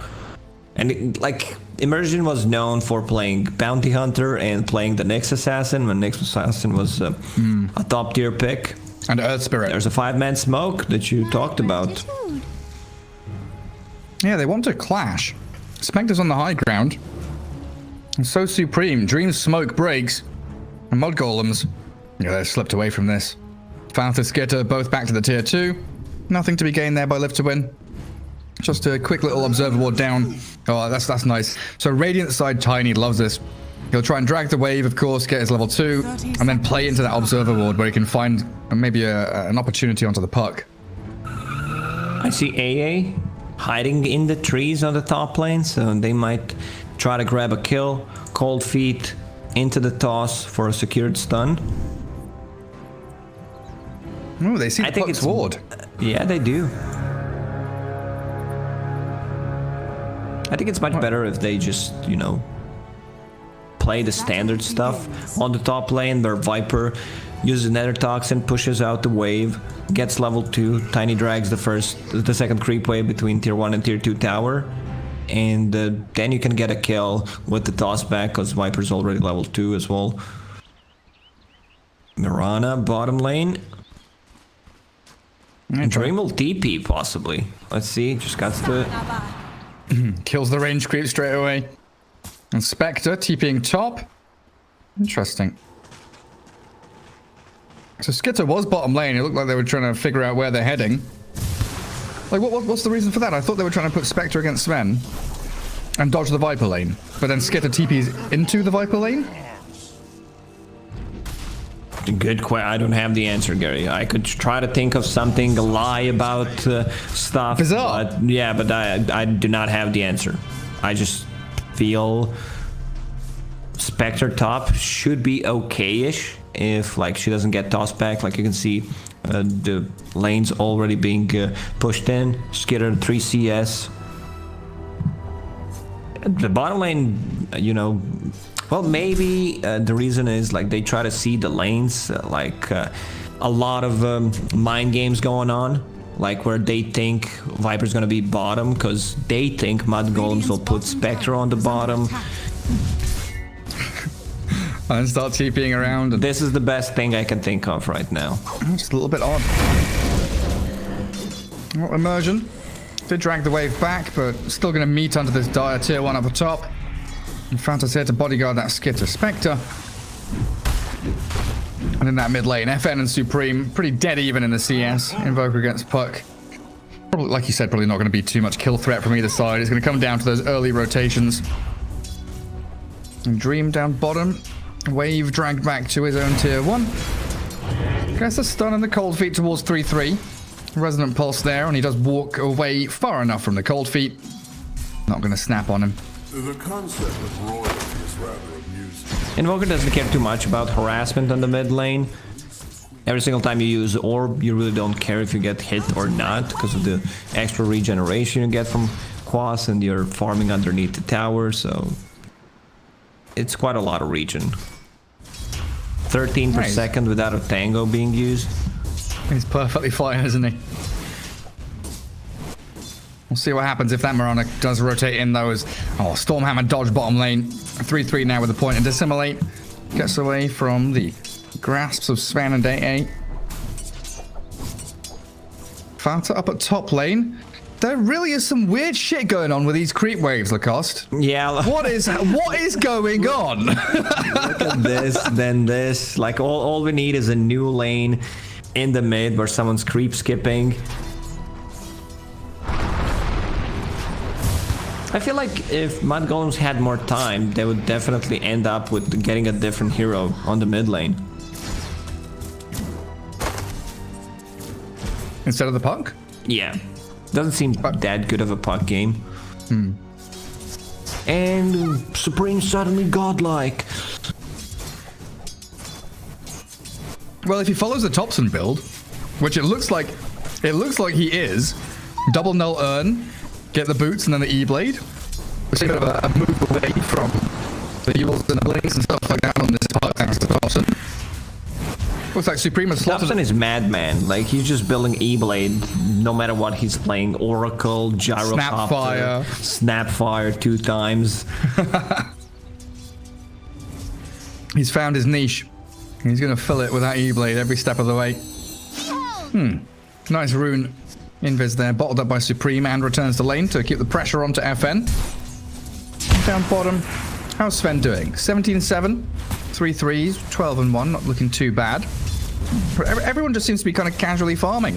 A toss back on the Omni Knight though into the Viper. Immersion. He's dead. And Old A. They're going to find it at long last. 4.5 minutes in. They're trying to kill Fanta with the Avalanche. They'll secure it. High five secures the deal. And that's an earn charge. So it gives you an extra kill potential. And you have an heal. So Tiny moves to the mid lane. They still didn't... Okay, I was about to say they didn't ward this. Because they saw them placing that ward. Yeah, long last to get rid of it. They haven't spotted out the one further to the left, though, up near the Radiant Triangle. So that's something that could maybe see the Tiny as he rotates around. Well, these two teams seem pretty happy just to casually sit in the lanes, extend the laning stage, and continue farming. No one is stacking. I don't see any stacks being made. It's not that easy to stack multiple camps with Omni Knight. They have Sven, but... also no stacks because everyone's just heavily focusing on the lanes. Yeah, everyone's playing in and stuck in the lanes. And Void Spirit, is that... no, it's not an urn. 3-3 has a bottle coming. There's no runes to grab up, though. It's a bit of a late bottle. You can't get the urn because your Puck is getting urn on the mid lane. Oh, yeah, you're right, of course. You buy a second urn, game ruined. Like it's over. No, if you buy a second urn, you need to sell it. There's no value out of it. FN will get the courier. Supreme is level 6. I don't think he can get the kill. No. FN just dominating this game. 37-7 phase boots already, and he can't get urn because your Viper bought an urn. Like, kind of a shit. All the urns are on the wrong people, Lacoste. They're not used to this. It's all weird. Remnant onto the Sven with the arrow to follow through. They are catching Dream here. Stormhammer connecting nicely, and the damage from the Starstorm, the double hit with the salve. No, not enough. The final clicks coming from Milan, but a rotation from FN. Invoker comes in. Nice dodge on that EMP from 3-3 with a Dissimulate, but he's still in a bit of danger there. Sonenko secures the trade in a 1-for-1. Good rotation from FN, but again, no urn on him. Would actually like if he had it, and then, you know, because there's so much more synergy. Booker, and if we look at the last game, I would definitely say that Afterlife did not earn it. Oh, you're good. You're good, Lacoste. Hey, you got me. I have to listen carefully when you're casting with me, Gary. Yeah, you said something the other day and I completely missed it. Under attack. Can't remember what the hell it was, but it was good. We talked about it privately. What was it? Something with a mech. Mechness. It was Magnus with a mech. It was Mechness. That's what it was. Yeah, you idiot. Lift are a bit scared bottom lane. Sven and AA both wondering where the Mirana is. What's happening? Where's the Puck? Because Supreme has been off map for a good minute and a half. And went to farm jungle, pushed out the mid lane again, not showing under any wards. Urn's coming out soon with the brown boots as well.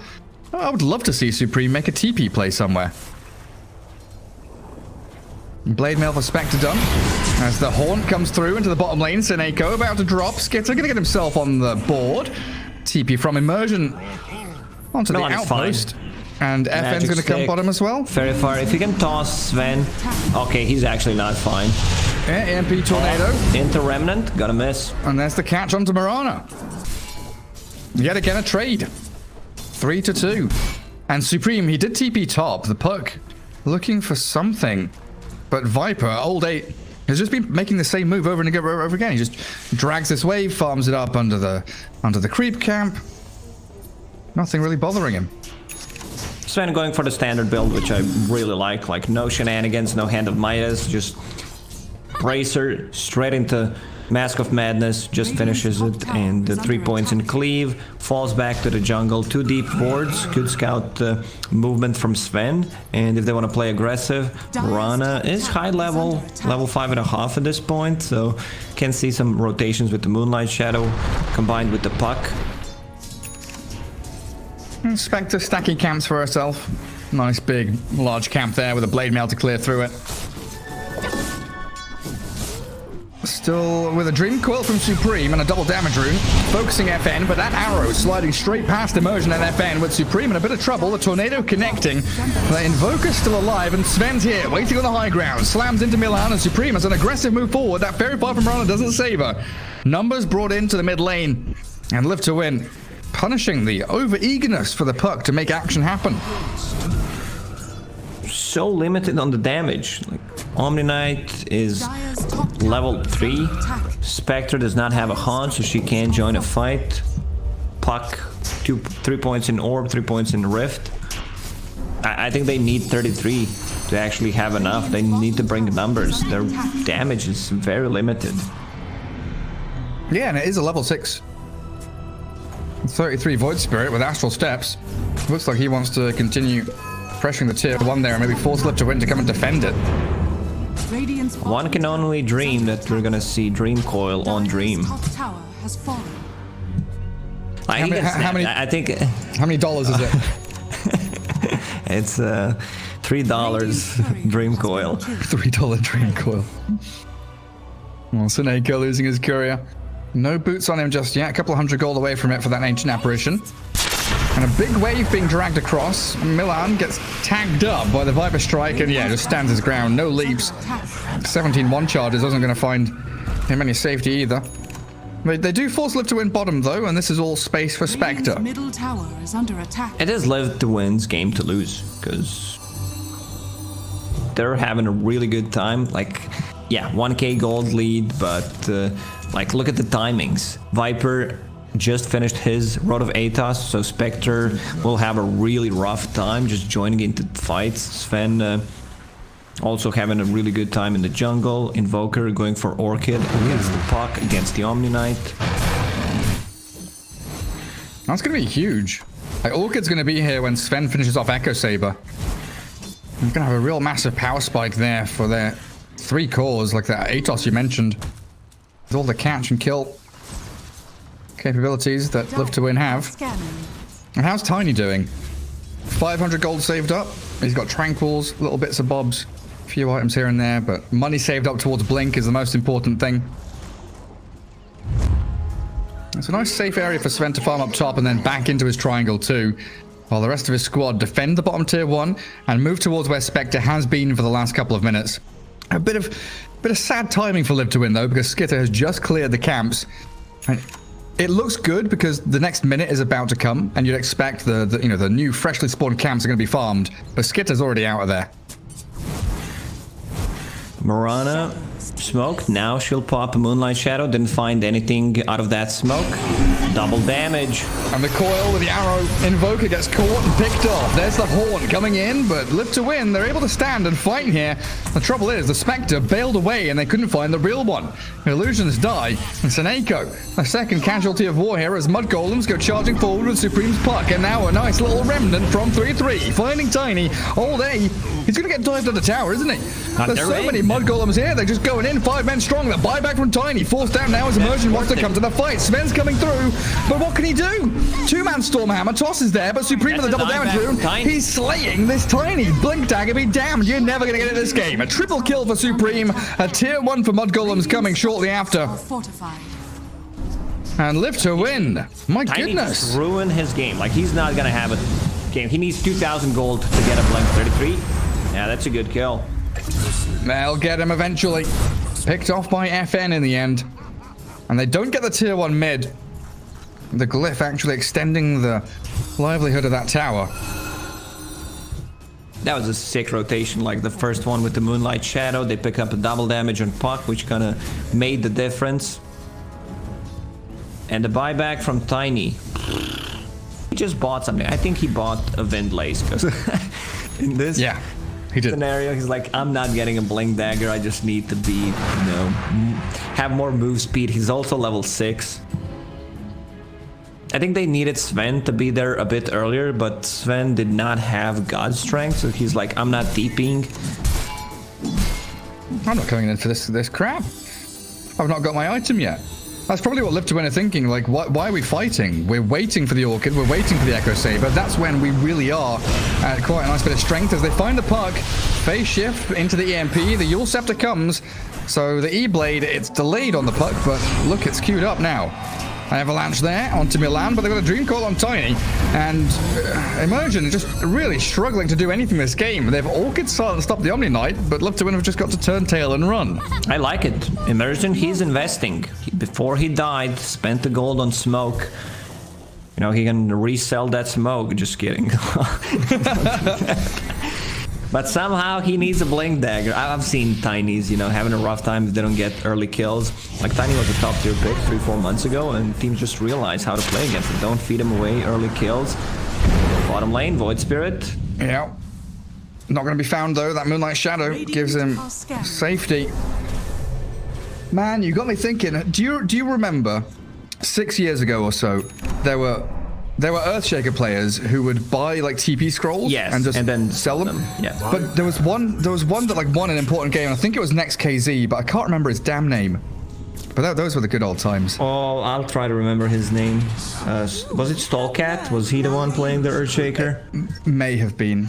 Such a long time ago now.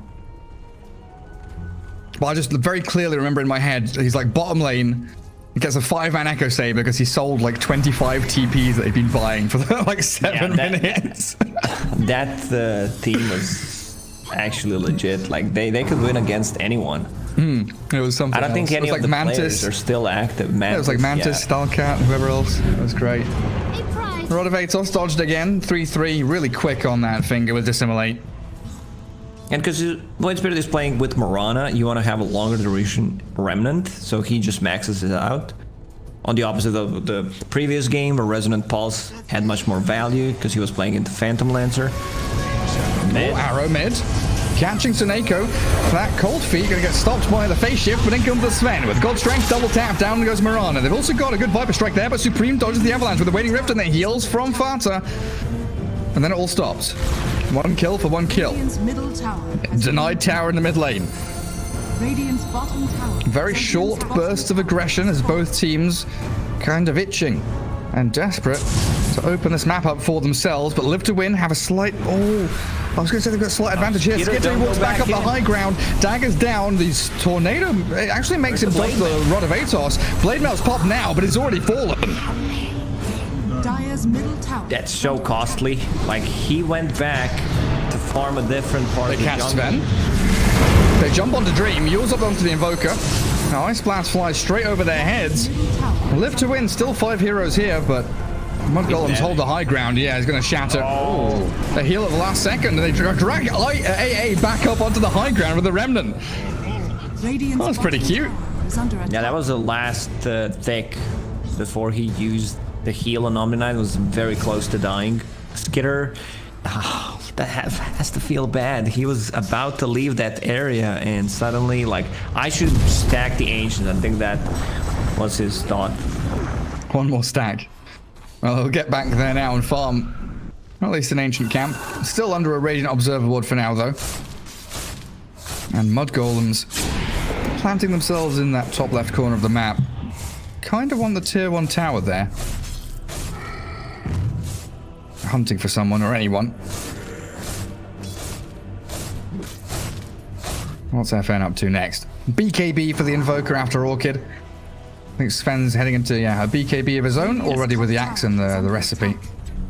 I think once Sven gets a BKB, it becomes very hard for Mudgolems to take a fight. They have no abilities that go through magic immunity, and that's why Invoker is also getting one. Viper, I believe he just bought out full boost of travel. Where's his courier at? Yeah, that's boost of travel. Going into pipe. Alright, so Afterlife having a much better game than in the previous one. I mean, it's harder to have, you know, a worse game than the previous. Yeah, instead of bottom 2, he's top 4 of that. It's not about his performance that much, because, you know, someone has to struggle, and whole team was pretty much not doing great. And you as a Slaughter cannot leave the base because you're playing against the 2 spirits. It's like not the direct consequences of his actions, but yes, it's the draft and the whole team, the dynamic of the game. Bottom 2 net worth on that Slaughter didn't feel particularly nice. All Day is actually going to come out and show himself on that top wave. Hides away in the trees, but 3-3 is hunting for him. Spam pinging, missing out on the Remnant just barely, but he does catch a glimpse of All Day. And they're going to haunt for him as well. Is Skitter coming? He will. Jaunts to the haunt. Ice Blast is flying over the hills and far away, but they've got the arrow and Milan's final touch to secure it.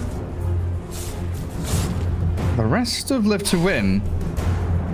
They get pinged out by the Dara Observer Board. They know that Invoker, Tiny, and the AA are all here. They Moonlight Shadow, move forward. Seneko Smoke. And just used his ulti on a mid lane, will beat down that tower. BKB is available.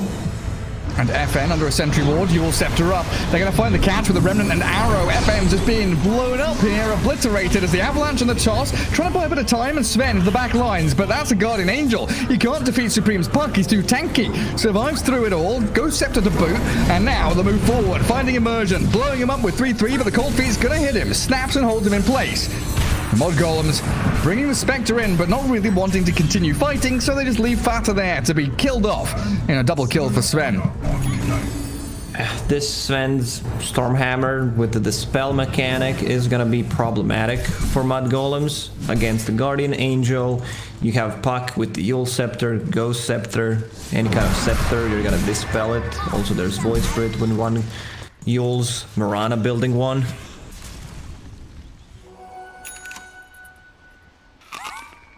Has Yule's become like the new Force Staff? Yeah, Yule's is just a great item, you know. Mana regen, TP cancel, the setup, save, TP cancel, you name it. It's so good. Especially on this Mirana. But we are now staring down the barrel of Sven BKB you mentioned. Invoker's delayed pretty significantly now though. Still a good distance away from it. Spectre is farming nicely, but Sven is still the biggest boss in this game. Now going back to that Aghanim Scepter, so you can snap the coil without getting stunned. Literally Superman. And diving straight in. Are scanning. Oh, Afterlife is going to show his face on that bot wave and pay for it dearly. Did the creep see him? He's going to Nether Toxin and definitely be spotted. He will, like, for sure. That's another Toxin. Go back. They're pinging out. They pinged out. Oh, it's there, but it seems like they want to clear out the mid wave and move up towards top instead. Dream, the Sven, and FN's Invoker.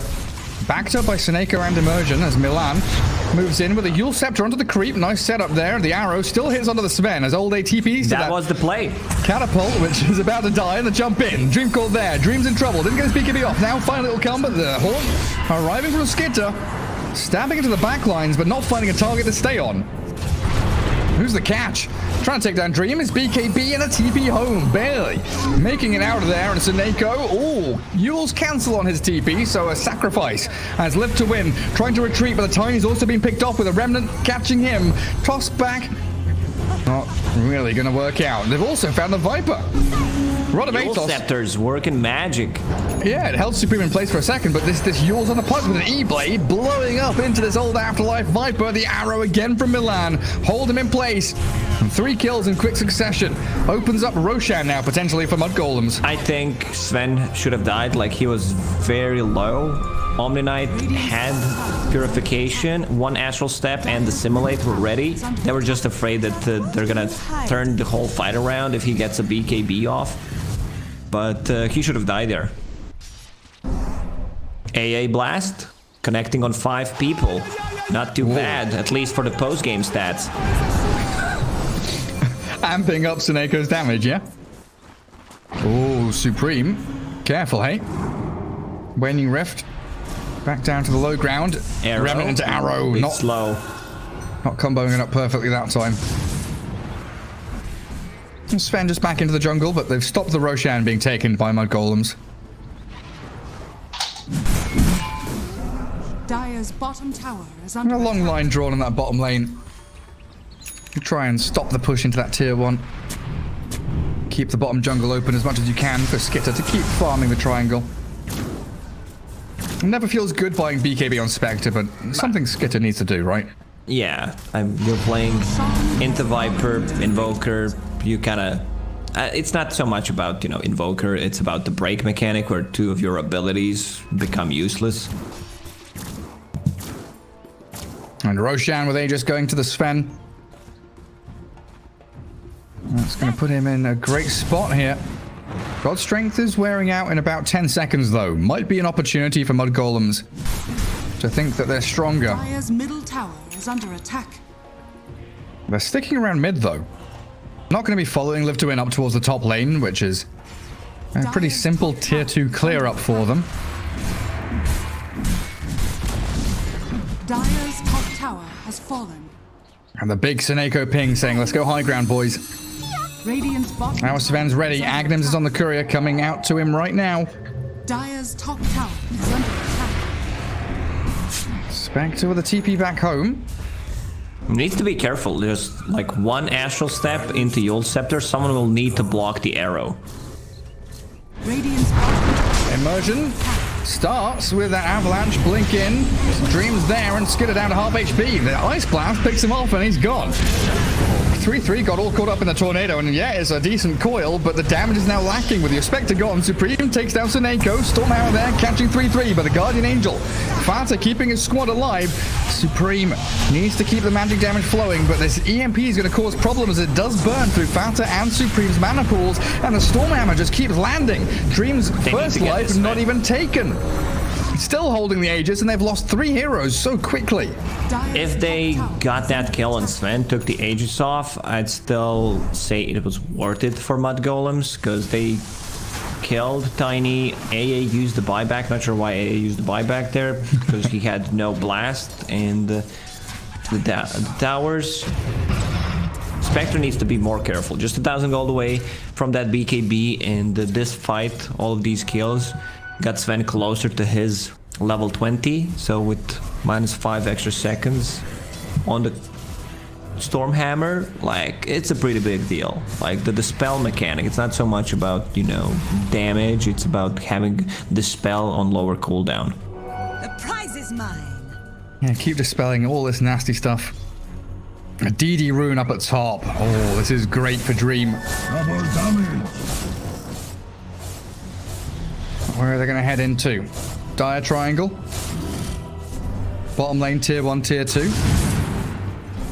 Warcry popped. Milan showing in that mid lane. Not for long, though, as he's very quickly dispatched with. And now it's down to Mudgolems, who are desperately trying to get out onto the side lanes and keep split pushing away.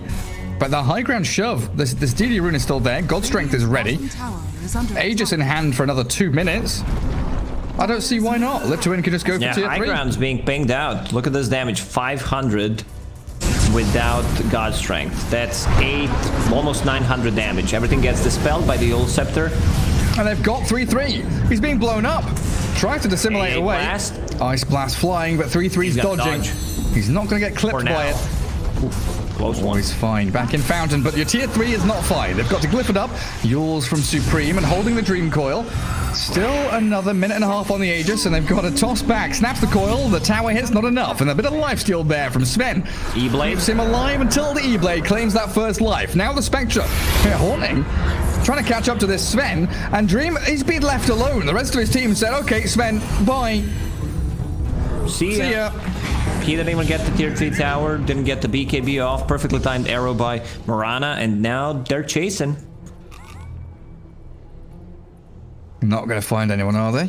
Are they? Old A. Is that nether toxin worth it? Milan with the arrow. Ooh, not going to find it. And TP from Viper, but he's been found out here with the Yule Scepter up. They will get the catch. Yule Scepter him to death. Another one. And another one. Come on, give him the Cyclones. 3-3. Viper struck, but Skitter's here, ready to battle, and an arrow secures the kill onto the Viper. Radiant's bottom tower is under attack. Can they force a buyback from Sven, do you think? No, there's no way he's buying back there. 20 seconds. Glyph. He's bought something now as well. Chrysalis. Picks up on cooldown. But still, like, there's no way he's buying back there. Not on value. Yeah, they can't get high Void ground. Spirit getting a Force Staff. So, like, I've seen a way they want to itemize. Yule Scepter is not that great against Sven because he can get dispelled. But with the Solar Crest picked up by Void Spirit, now getting a Force Staff where they can just control people. Sven's keeping in. Mirana still has the arrow. It's gonna cut. Oh my god, the disjoints and the dodges. Dipping, ducking, dodging, diving everywhere. This is the arrow that could have made the difference. Like, that would definitely go in. I mean, he has no buyback. That could have, maybe not ended the game, but it could have been a door slammed in the face of Live to Win. Even Fada has a Blink Dagger, so his positioning is gonna be very good. Doesn't need to, stand so close. Spectre's hunting here. Moonlight Shadow from Mudgolems. 3-3. He sees the Sven. That's a big target. He desperately wants it. Gets the perfect remnant onto the Sven. He's going to try and turn a fight with his BKB and his God Strength. Now Skitter turning and running. The BKB from the Spectre and the Blade Mail there as they do backstab onto the Tiny with an arrow. But a disjointed fight now as Mudgolems look to retreat. They want to reset on the high ground, but Tiny jumps in. Tosses 3-3 back into the Viper now to dissimulate. Buys more time and a great tornado onto the three of them with an EMP and the clumsy net. Sven clears through. That poor Void Spirit. Where's the puck? Puck? Oh, found by the toss of the Tiny. Silenced. Forces a Yules. Has an orb and a shift. But there's another run of Atos. Oh, can we get away here, Supreme? Jaws to the orb. Waning Rift as well. Turns with the E-Blade and another Urn Charge. Might kill a Tiny with a toss forward. Dodged again by the Phase Shift. Can jaunt to this next orb. Dodges away from the Ice Blast. Still going to die though as the Nether Toxin drops. The Tornado dodged again. But in comes the Avalanche. That's it. Supreme's done. If he waited there just half a second before the phase shift, like, I don't think he knew who was flying, so he was afraid and didn't use the phase shift instantly. If he just waited to use the orb and then phase shift, he would be out. But yeah, that could have been different. Also, if Mirana was closer to use Arrow and Sven, because she was not in vicinity. Now they want to go in again. Moonlight Shadow on cooldown, 20 seconds. The way they initiate a fight is Void Spirit using spider legs, scouting things out. Dire's middle Find the Sven. attack. Spectre spotted. Tiny jumping. Ooh. I mix my magics. Spicy paws. Skitter has no dagger, but does have Haunt, BKB, and TP in 2 seconds. So what they can do right now, somehow they managed to get the vision on Dream to initiate on him, and the Spectre will have a Haunt ready, so like just one arrow when they're trying to make a move on Spectre. Where's Mirana at? I mean, she's in base. They don't know. too Like, far. I think they just want to bail the... Like, they see Dream with that Dire Observer Ward, but they're trying to go on him. Pretty difficult. Especially with Puck dead for another 20 seconds. Do you think Skitter's all right here? Like, Blink has been spent by Tiny already. You'll have Dagger to get into the trees. Worst case scenario, you waste a BKB charge, I guess. immersion already blinked. Yeah. I think he's just gonna wait to see how things are gonna go. I don't think you BKB TP straight away. Okay, so he waits, dagger. Nope, BKB TP. If that stun did not connect, he would just try to get away with no BKB usage. It was interesting that he knew where the Sven was, but still afraid of Dream being able to catch up. And Puck now alive again. Means Mudgolems can start spreading the map. Play that wide style with the boots of travel on Puck, so mid lane and top lane both being shoved. Because the next Roshan of vital importance for both teams, because this game hangs in the balance right now. It is dead even. And you are a Sven lineup with a Viper up against a Spectre lineup with this Puck and Void Spirit bringing so much magic damage to the table. Yeah, they somehow Mudgolems need to get the good initiation on Sven, something they did with the Yule Scepters into arrow combination before he can get a BKB, or if he uses a BKB, they need to try to reset and then engage into a team fight, maybe waiting for a one buyback, you know, on the hero that Sven goes on. That sounds kind of a like plan, because they have no abilities that go through magic immunity. Arrows scouting them out. Also spotting Roshan as both teams know he's up. Lift to win holding high ground, and this Moonlight Shadow. Oh, it's just a smoke actually, not a Moonlight Shadow. Trying to find themselves an opening. Oh, but they saw the Spectre mid. Live to win are trying to find Skitter. But he's hiding in the base by his tier 3. Now we're going to have a bit of a weird clash, as the Dire side have the Radiant high ground, and the Radiant team have the Dire high ground around Roshan. Smoke breaks, Mirana's there, Stormhammer comes, but a blink dodge, Milan. Beautiful reactions, gets himself out. Now, the chase is on towards the Sven, the arrow slides straight on by. There's that Ether Remnant nearly set up for a kill on the AA. Clumsy net dodged by the Omni Knight, everyone's just blinking away. Tiny tosses a Christmas tree for a bit of good luck and cheer and towards the Happy New Year for... Yep. 33 is not getting a Christmas present. Not Haunt Christmas tree. with the E-Blade, the Dream Coil comes. Seneco's being focused down. The damage, though, is huge. Fast and Seneco both die and vibe back. The trade on the position 5, 1-for-1. Now Skitter trying to run. BKB already spent on this Spectre as they are kiting the Sven, trying to waste the God Strength as best they can. Puck, Waning Rift and dodge away after the phase shift. Back into a 5 versus 5 with no Haunt, no God Strength, no BKBs. I think for Mudgolems, it's time to take this fight. Like, you need to invest more. No BKB, no God Strength and Sven. It's running out in a couple of seconds. He wants to get some use out of it, but a good move out by Supreme as the toss does nothing. Milan has already escaped away from danger and looking for the Yule's arrow, finding immersion. The Tiny gets caught. We need to find out who's got buybacks here, because these fights are just poking and prodding, but they make the jump. They commit in now. Sven turns, but there's the Guardian Angel keeping 3-3 alive. Immersion gets one more spell off, and he's got to buy back because he just died. And Supreme's Puck in the midst of it all. Going to lose faster. The dieback there from the Omni Knight. 3-3 spider legsing away through the pit as a Stormhammer flies onto Skitter. Arrow again with the... It's not enough. Yours, but no arrow, you're right. And the BKB from Sven allows him to Stormhammer, but another jump disjoint out. Skitter BKB TPs. Roshan now open for Lift to win as Mudgolems, they are down 2 heroes. If you remove the number, what's the difference in net worth? You probably say, like, Live to win is 10k gold ahead, because Mudgolems, they cannot take the fight.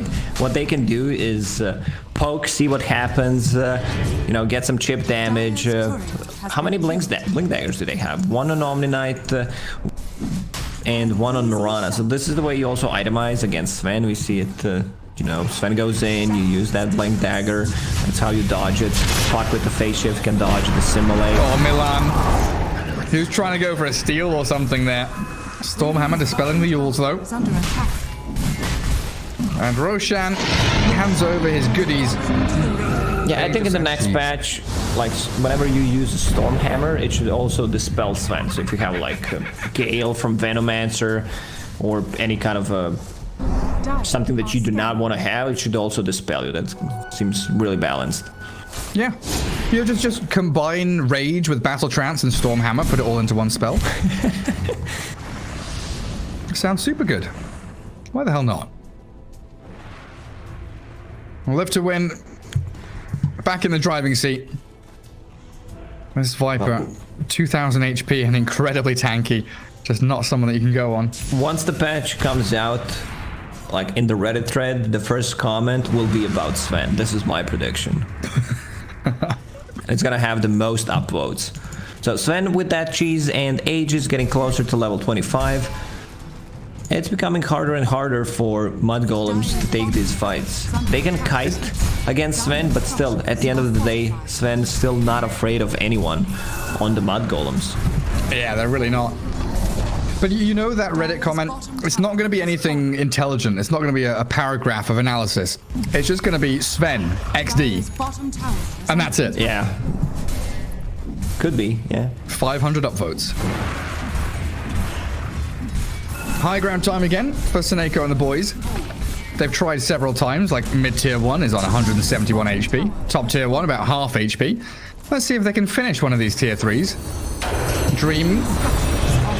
Clipped by the E-Blade as Emergence makes the jump in with the Avalanche toss. They side the Vice, catching Supreme, but he has the Heavenly Grace and the Lotus Orb now as they bounce straight back in. Finding Fata, and they know he has no buyback, so Omni Knight dead for 40 seconds. And Mudgolems left without that position 5. Forced to glyph up the tier 3. Skitter Spectre doesn't want to join in. Yeah, I mean, Spectre's farming on a different side of the map, but still, like, not pressuring the tower, afraid to show on the lane. There's Disarm on Sven. Arrow will not connect. Unfortunate. Now the Haunt trying to get back into this fight, but 3-3's blown up with no buyback on him, and Skitter just haunts and runs. FN's thrown the Tornado. Dream is still frontlining here. Into Invis with his Silver Edge. They see Skitter, and Supreme is just lost. Buyback available on the puck, but this Alacrity Sven yules into what? No arrow ready for Milan. Live to Win are just going to slowly but surely break this one down. Arrow not even connecting on all day. Supreme wants back in again. Dream still has that Aegis, of course. Don't forget about that. While FN's holding cheese. Bringing down one hero is difficult enough. Never mind 3. Disarm. E-Blade. Dream. Still running forward. Yules on Yules action again with the arrow finally connecting this time. He's got BKB. He's got Aegis. Mask of Madness. Doesn't give a damn about your Yule Scepters.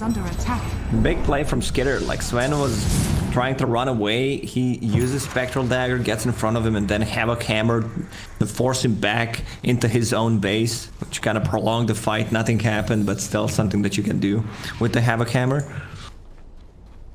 It's getting much tougher for Mudgolems to take these fights.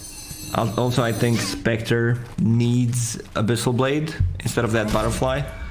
They need to have a jump. There's 2 BKBs on Live to Win, so you also need something that really threatens the Sven. Now he got level 25, extra 50% on God Strength. Allies disappear. Maybe with this Moonlight Shadow. Live to Win are all grouping up together though, and FN leading the charge, scouting up the high ground. They do spot them under the sentry ward. Immediate rod of Atos with a 2-man coil. Puck makes the jump in. Old Age too tanky to focus down, and the cheese is there from Invoker. They can't actually kill anybody. Sven's arrived now. 2-man Stormhammer with a God Strength, and he's just blowing them up. Omni's gone, and Skid at half HP. Where's the catch? Where's the jump? Immersion wants to try and make that move. Avalanche toss coming. The Stormhammer there, thanks to the vision from Tiny, and Spectre down for a minute and a half. Live to Win. Yeah. It's looking rough. They cannot fight Sven. He didn't even pop a BKB in that fight. Now with the Silver Edge, Hex, lead it. 2000 critical strike. Does have buyback on Milan, but at this point, I just don't see it mattering. 3-3 is elsewhere. Going on a walkabout. Viper. Okay, you're gonna play with him, are you? Puck's here as well. E-Blade. Half HP Viper, but the rest will Live to Win. They are coming in and they are angry. Swarming like bees around old Afterlife to save the Queen. And Supreme down to the low ground with a nice little rift and orb and shift. And away we go. But in your base, meanwhile. In the base, Dream with the Alacrity just beating your axes. There's still one Supreme's dead. tier 3 tower, one set of Raxes on top. No puck he bought back in the previous fight. Dire's top tower is under attack. No damage. There's absolutely nothing. Mudgolem's gonna lose every single building in their base at this rate. Dire's top tower. Spectre alive in 15 seconds. Moonlight Shadow. Is falling. The Radiants now have mega creeps. But Sven is just too big. Dire's middle tower is under attack. The brawny boy up on the front lines. Down to about half HP, so maybe a little bit scared now. Yule Scepter Tiny just blinking in front. with the horn. Dreams they're- half HP. They can't focus him down. Spectre's now hexed up, gets out of it immediately, and the Guardian Angel of the Heavenly Grace skin of BKBs and tries to face up against Dream. That disarm though, the AoE Arrow and that will radial connect. deafening blast, and they do actually connect. Yeah, Dream stunned up, but he turns again. Oh my god, he killed himself! The Dispersion and the Blade Mail annihilate the Sven, and it looks like Mudgolem's still fighting on in, but that break from Old A, the Nether Toxin, clears through Spectre, who's forced to buy back, and Milan has a Desolator now on this Mirana. Sold the Yule Scepter. Old A's going to TP out of there, while Fata with 3-3 chasing FN. They're going to find the Invoker. Can't Ghost Walk, he can Tornado and maybe try and run, but they've got his number. Chasing him down, they got the job done. Someone needs to address the issue in the base. They have mega creeps, super siege creeps that deal a ton of damage. You mentioned Mirana. She bought Desolator, sold the Yule Scepter, and I think what they wanted to do is, like, if we get a good fight, run down the mid lane, because I don't think we will get more chances. Our buybacks are on cooldown. Dire's middle tower Yeah. is under attack. Buybacks, that's the big issue. None, zero, nada. And it's still going to be difficult for them to even kill a tier 3. Okay, 3-3, where are you going? Deep into the enemy base, getting away from the cold feet. But 3-3 with an arcane rune is trying to toy with them, get anything he can. It's desperation central for Mudgolems right now. With that Havoc Hammer trying to clear out creep waves in front of the tier 3 tower as well. Omni and Puck are clearing out the waves in their own base, but the Tiny TPing in, aggressive move with a blink, toss back, Spectre caught up, has to BKB and TP. They don't have the physical damage to kill her off, so she does get back to Fountain. I think they know. You know. 3-3. Oh, Storm Hammer. Disjointed by the TP, but Roshan's alive in like 5 seconds. DD spawn bottom lane. Mega creeps are in the Dire base. Mudgolems, it's a good opportunity to see if you can, try and come back. That's a good testing ground. Spectre will hit level 25, just needs 1 or 2 CS, so extra 5% of dispersion. Could make a difference. But still, you're playing into mega creeps. There's gonna be Cheese, Aegis, and Refresher. Yep. It's do or die. They're smoking in. Roche will drop before they're gonna be able to get close. Are you sure about that?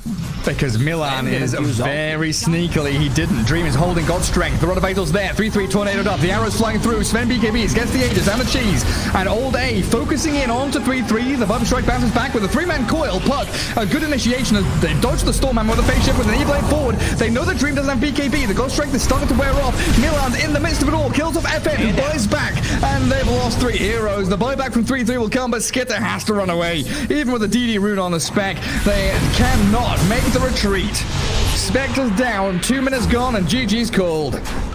Yeah, this one, I believe it's on the draft, like the execution of what they had was okay. Like, they're still playing into Sven, like they try to kite with the Yule Scepter, with the E-Blade, Blink Daggers, but eventually you're gonna have to take a fight, and once you do, like, Sven just takes over. Also, these were 3 Roshans for Live to Win, and Sven, still powerful. No weird item decision making.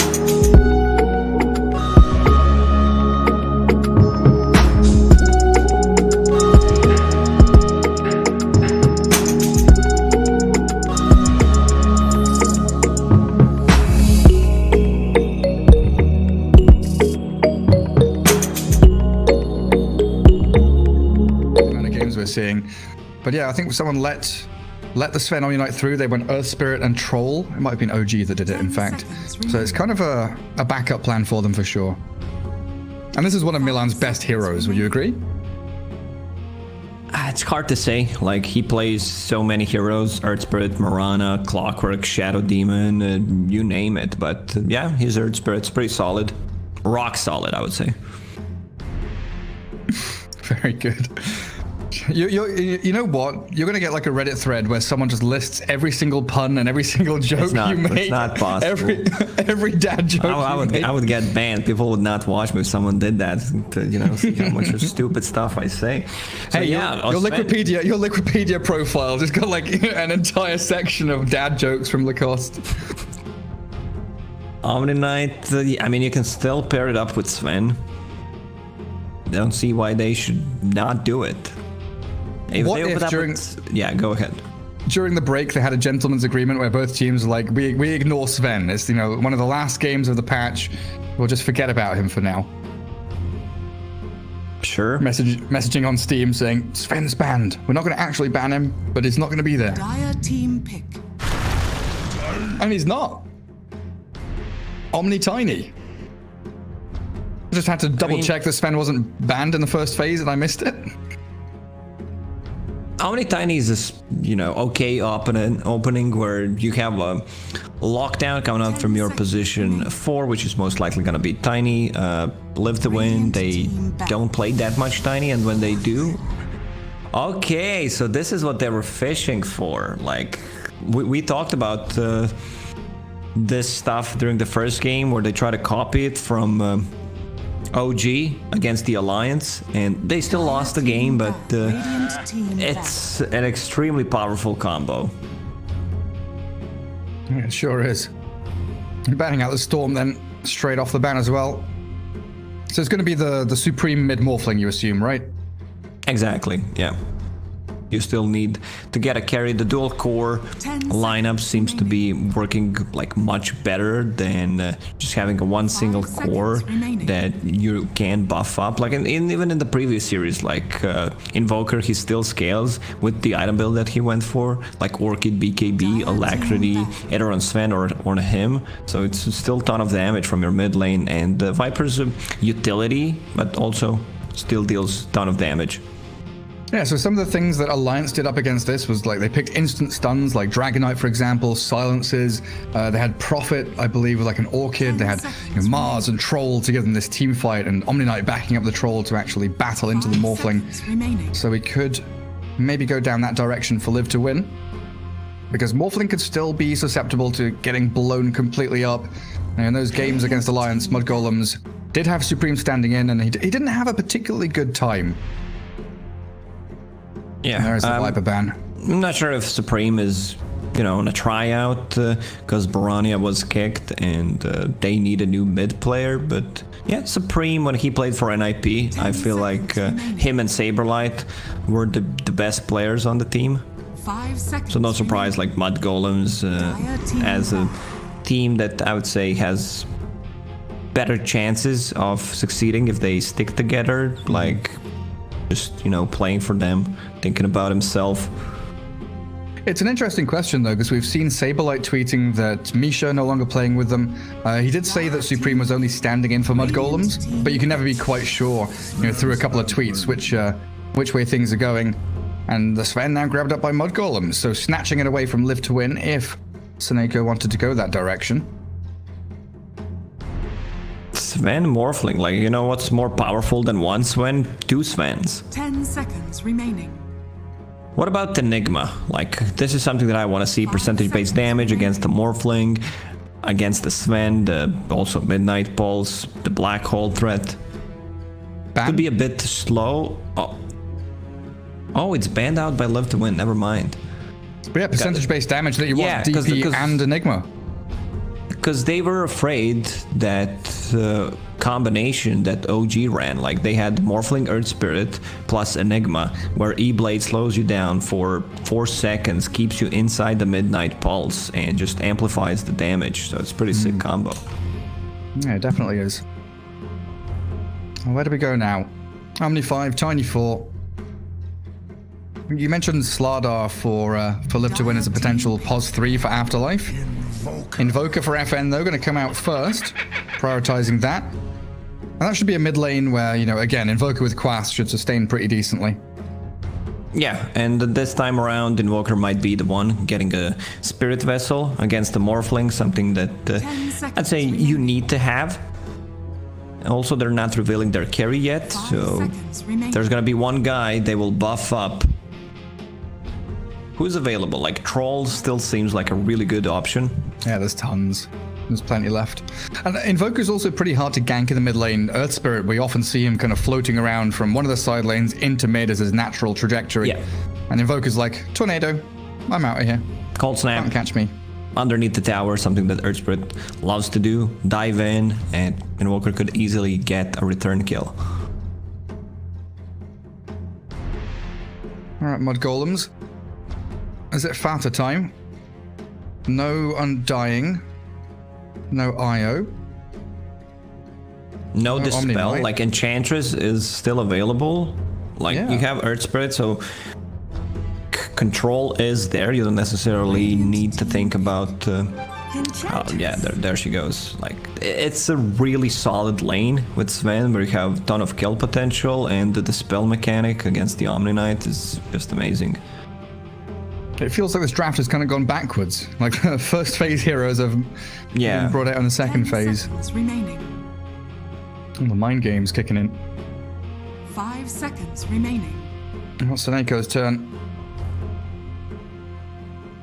And you reckon they're going... Like, there's 2 bans remaining. You reckon they're going to hold that last pick for Dream For the all the carry, way till the end? yeah, because carries are not banned out. Like, only one carry, and that's Faceless Void. Okay.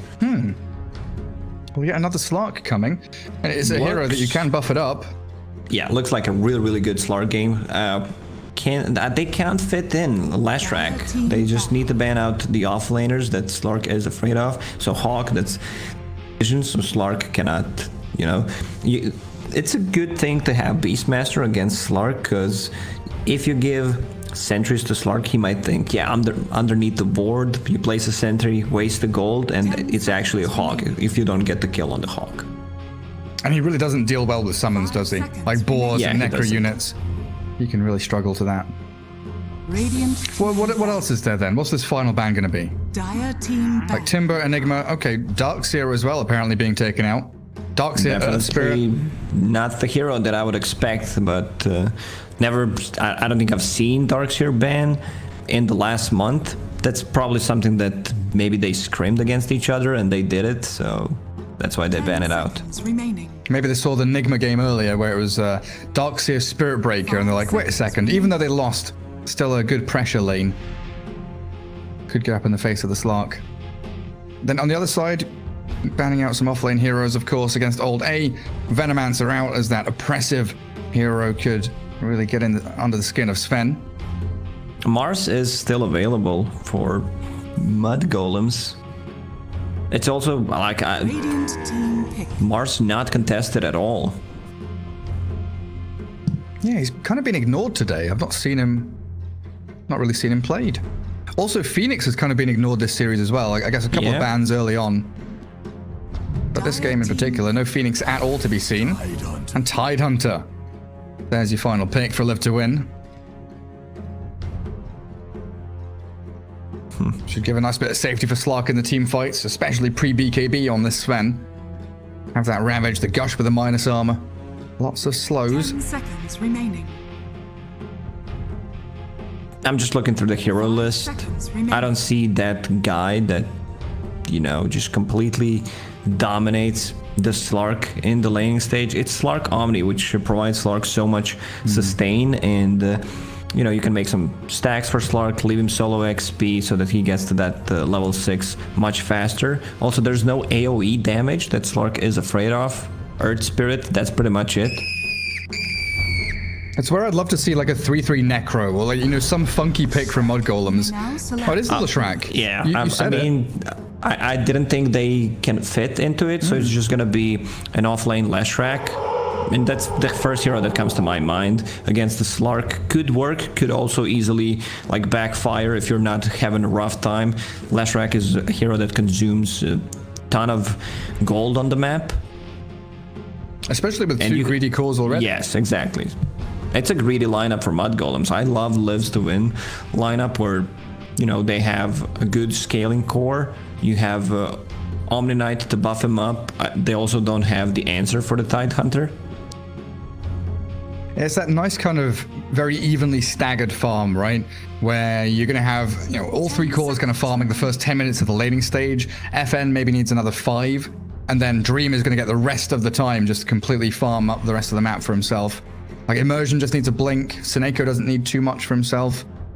FN needs, you know, 1 or 2 items. We saw the Orchid into BKB and he was able to accomplish a lot. Then Old A can just spam out these aura items. The Solar Crests, the Vlads. All that good stuff to keep pumping Dream into a good position on that Slark. And this is a really good pipe game for Tidehunter. Into Leshrac, into Morphling, Earth Spirit. These are the heroes that deal a ton of magical damage. Leshrac is a mixed one, but still, I just want to see the top lane. This is the lane I want to focus on to see how much, actually bottom lane, because they're playing Dire, Leshrac, and Earth Spirit. It's a double stun lane, so they could get away with that, you know, get a couple of kills if Omni Knight is out of position. But still... Is there any way you want to like swap the lanes around? It feels like it should just be standard, the way that they put the, you know, offlaner into the offlane, right? No specific matchups that you want to dodge or avoid. Yeah, if they swap the lanes, you're still playing like Tidehunter into double stun lane, which is really bad for Tide matchups, so I think you just go with the standard stuff. Prepare for battle. Alrighty then, here we go. Game 3. Mudgolems up against Live to Win, all tied up in the lower bracket of the OGA Dotapit Season 4. The winner of this goes up against Team Nigma in that lower bracket round 2, and the loser, of course, all done and dusted. Smokes. Only one, actually. Mudgolem's going to smoke out of their base, while Live to Win, I saw them a couple of times go for the 5-man smokes to try and get a bit of information early on. Just dropping the good luck, have fun. Immersion. And Immersion gone. Earth Spirit rolls in, misses. Stormhammer lands though. They don't have the Split Earth landing, but they've got the Enchant Slow. And now 3-3, still holding a skill point. Doesn't want to level up Split Earth, apparently. Toss back, Lightning Storm coming, and he secures the kill. Okay, so that's a free null tally for Leshrac. Like, you would want to give a kill to the, let's say, mid-morph, but morph did not skill the waveform. You could get away with that, you know, because you're playing mid, so you're gonna get level 2 from the first creep wave anyway.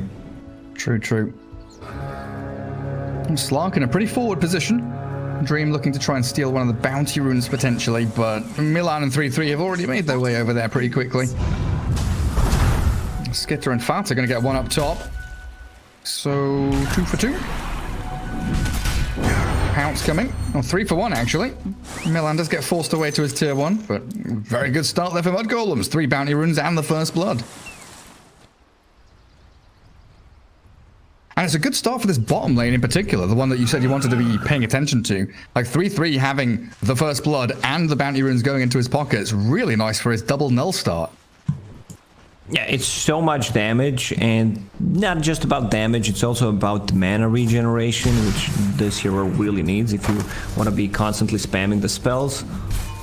You use Lightning Storm, you still don't get the last hit. That kind of feels bad. Should be able to secure the range creep with it though, which he does. So Milan 3-3 down there, Seneko and Dream trying to face off against them. In that mid lane, Supreme against FN. Yeah. Morphling against Invoker. Already being chipped away at by tornadoes and soon to be cold snaps and EMPs. But both of these heroes, they feel unkillable, especially when Morphling hits level 3. Yeah, I don't think we're gonna see a kill. Supreme should always be able to get the morph off, even though he's a hero that loves to play on low HP, so you can get surprised by Tornado. It's still very low damage. Milan chasing 2 couriers down bottom. And Seneko wants a high five, but he's not getting it. And that 1v1 does leave the Slark alone against the Leshrac, which is not really where he wants to be. Seneko going to try and back a little bit, get a pull across, but Milan blocks him, stops him in his tracks. Now with a bit of calm down there, we can look up towards top. Tide facing off against Skitter and Fata on that Sven and Enchantress. Old Day's going to get stunned up now, though. That Harpy was spamming out lightning on him, and, well, he's under tower, so he's fine. While Immersion's Tiny can come and soak up a few of the CS and experience. He's only level 1. If he's level 2, they might go for a toss-back play under the tower. So, once again, we might see, like, a very slow laning stage with only a couple of kills. It definitely feels that way. Fata. Interesting. I think he was trying to pull, but missed out on it. Immersion just rolling around with his taunt. Pretty hard here for Fata to get a good position and find some good pulls. Tiny with the boots, always going to be able to catch up to you. That looks like Fata's going to wait to stack. Well, down bottom, Dream yet again dropping a little bit low on the old HP. Spammed out by the lightnings, but Seneco's there with a salve. Still relentless It's a lot pressure. of harassment. Like, they can get a kill. 4 live to win. Slark is already level 3, so has a pounce and has a dark pact. Soneika using purification to try to get a last hit, doesn't get it. It's super costly, 80 mana. It's not like you have unlimited mana on this hero. Needs to pop the clarity. Yeah, you've only got like 3.5 heals. Can't do too much with that. Wow. Leshrac really wants to dominate the lane. Triple null Talus. Wow. Congratis, you can buy Null Talus. We're not in the mid lane though.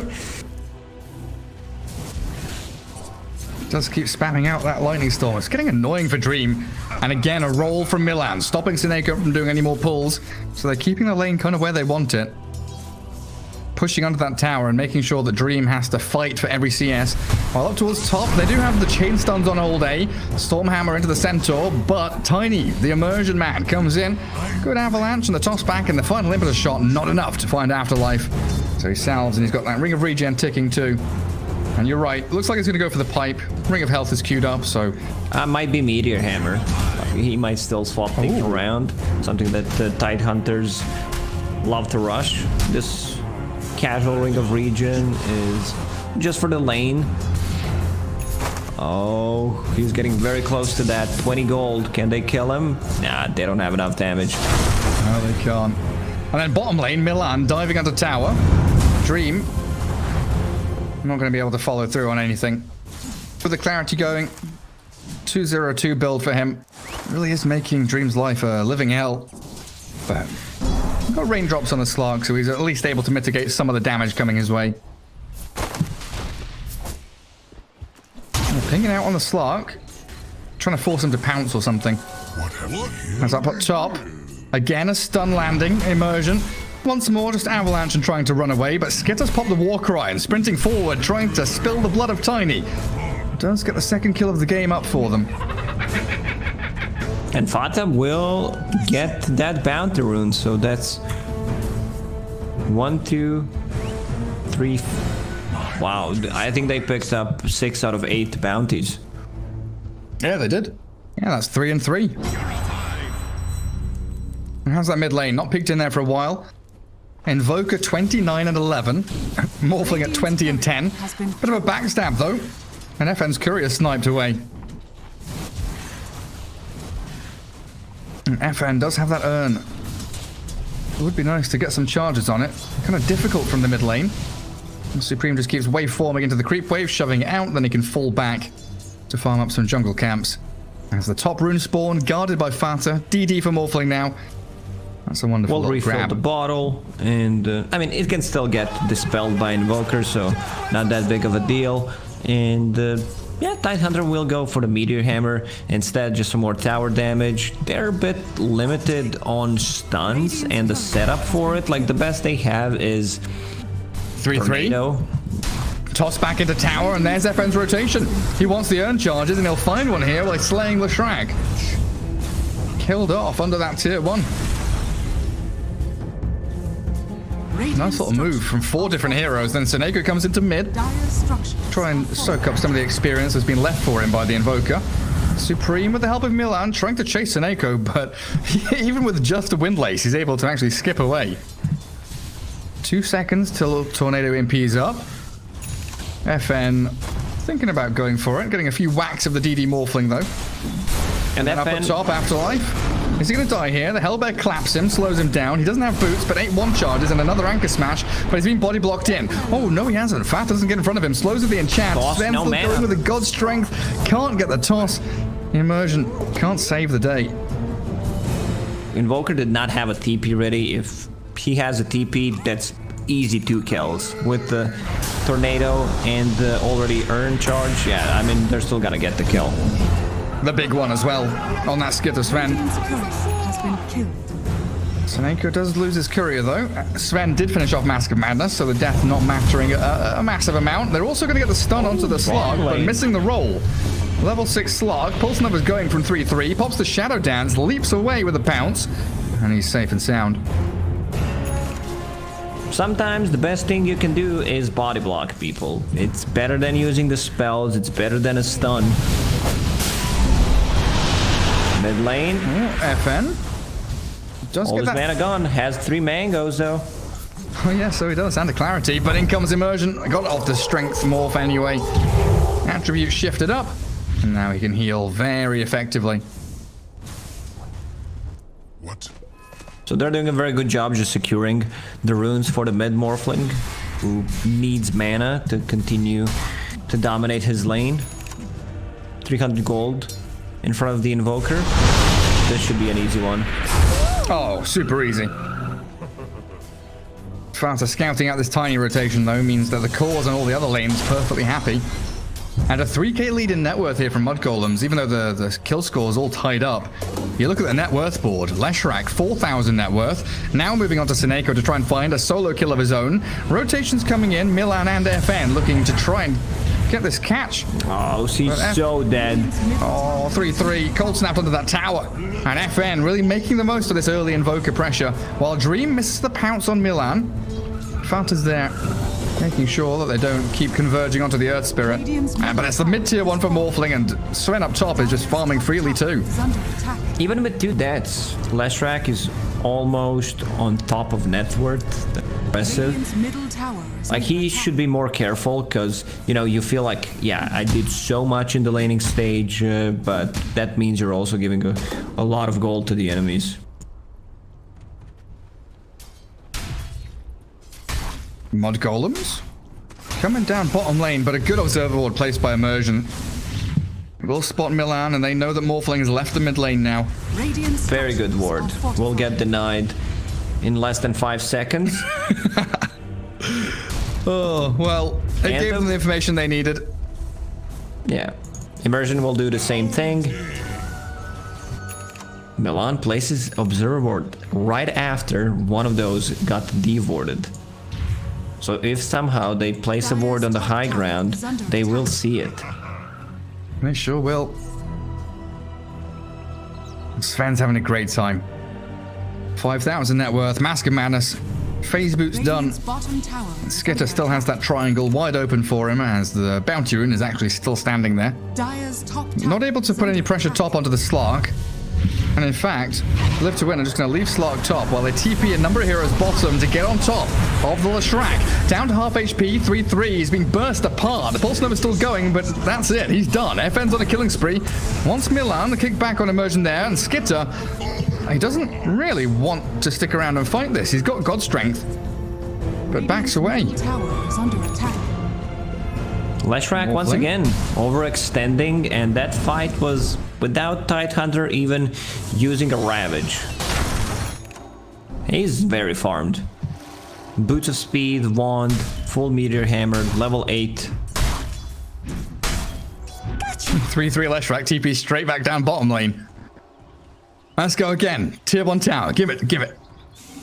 Level 2 Edict is all he's got, though, as All Day initiated on by the Invis of Supreme. The God Strength of Skitter moving forward, but it's a tanky Tide with Heavenly Grace on him. Immersion in the trees, being pinged out here as the Tiny does get cut in on. Toss back Avalanche into the two of them, but Immersion's life is forfeit now. And the tier 1 finally crumbles. Tower is under attack. Good amount of They space, need one though. extra hero, like either Invoker or Slark, to take that fight, but seems like Slark does not want to be taking any fights anytime soon. Going for Hand of Midas, just completes the recipe. And on the mid lane, Invoker has that Urn of Shadows that we talked about, getting very close to the full Spirit Vessel, something that's gonna do really amazing against the Morphling and the Enchantress. Enchantress doesn't even have a point in Nature's Attendant, so... But still, you have ways of dealing with the Morphling, which is what you need to have. Quick pause. That's the biggest lie, you know, just saying it's a quick. We don't know. You don't even know it's a lie until afterwards either. It's like a preemptive lie.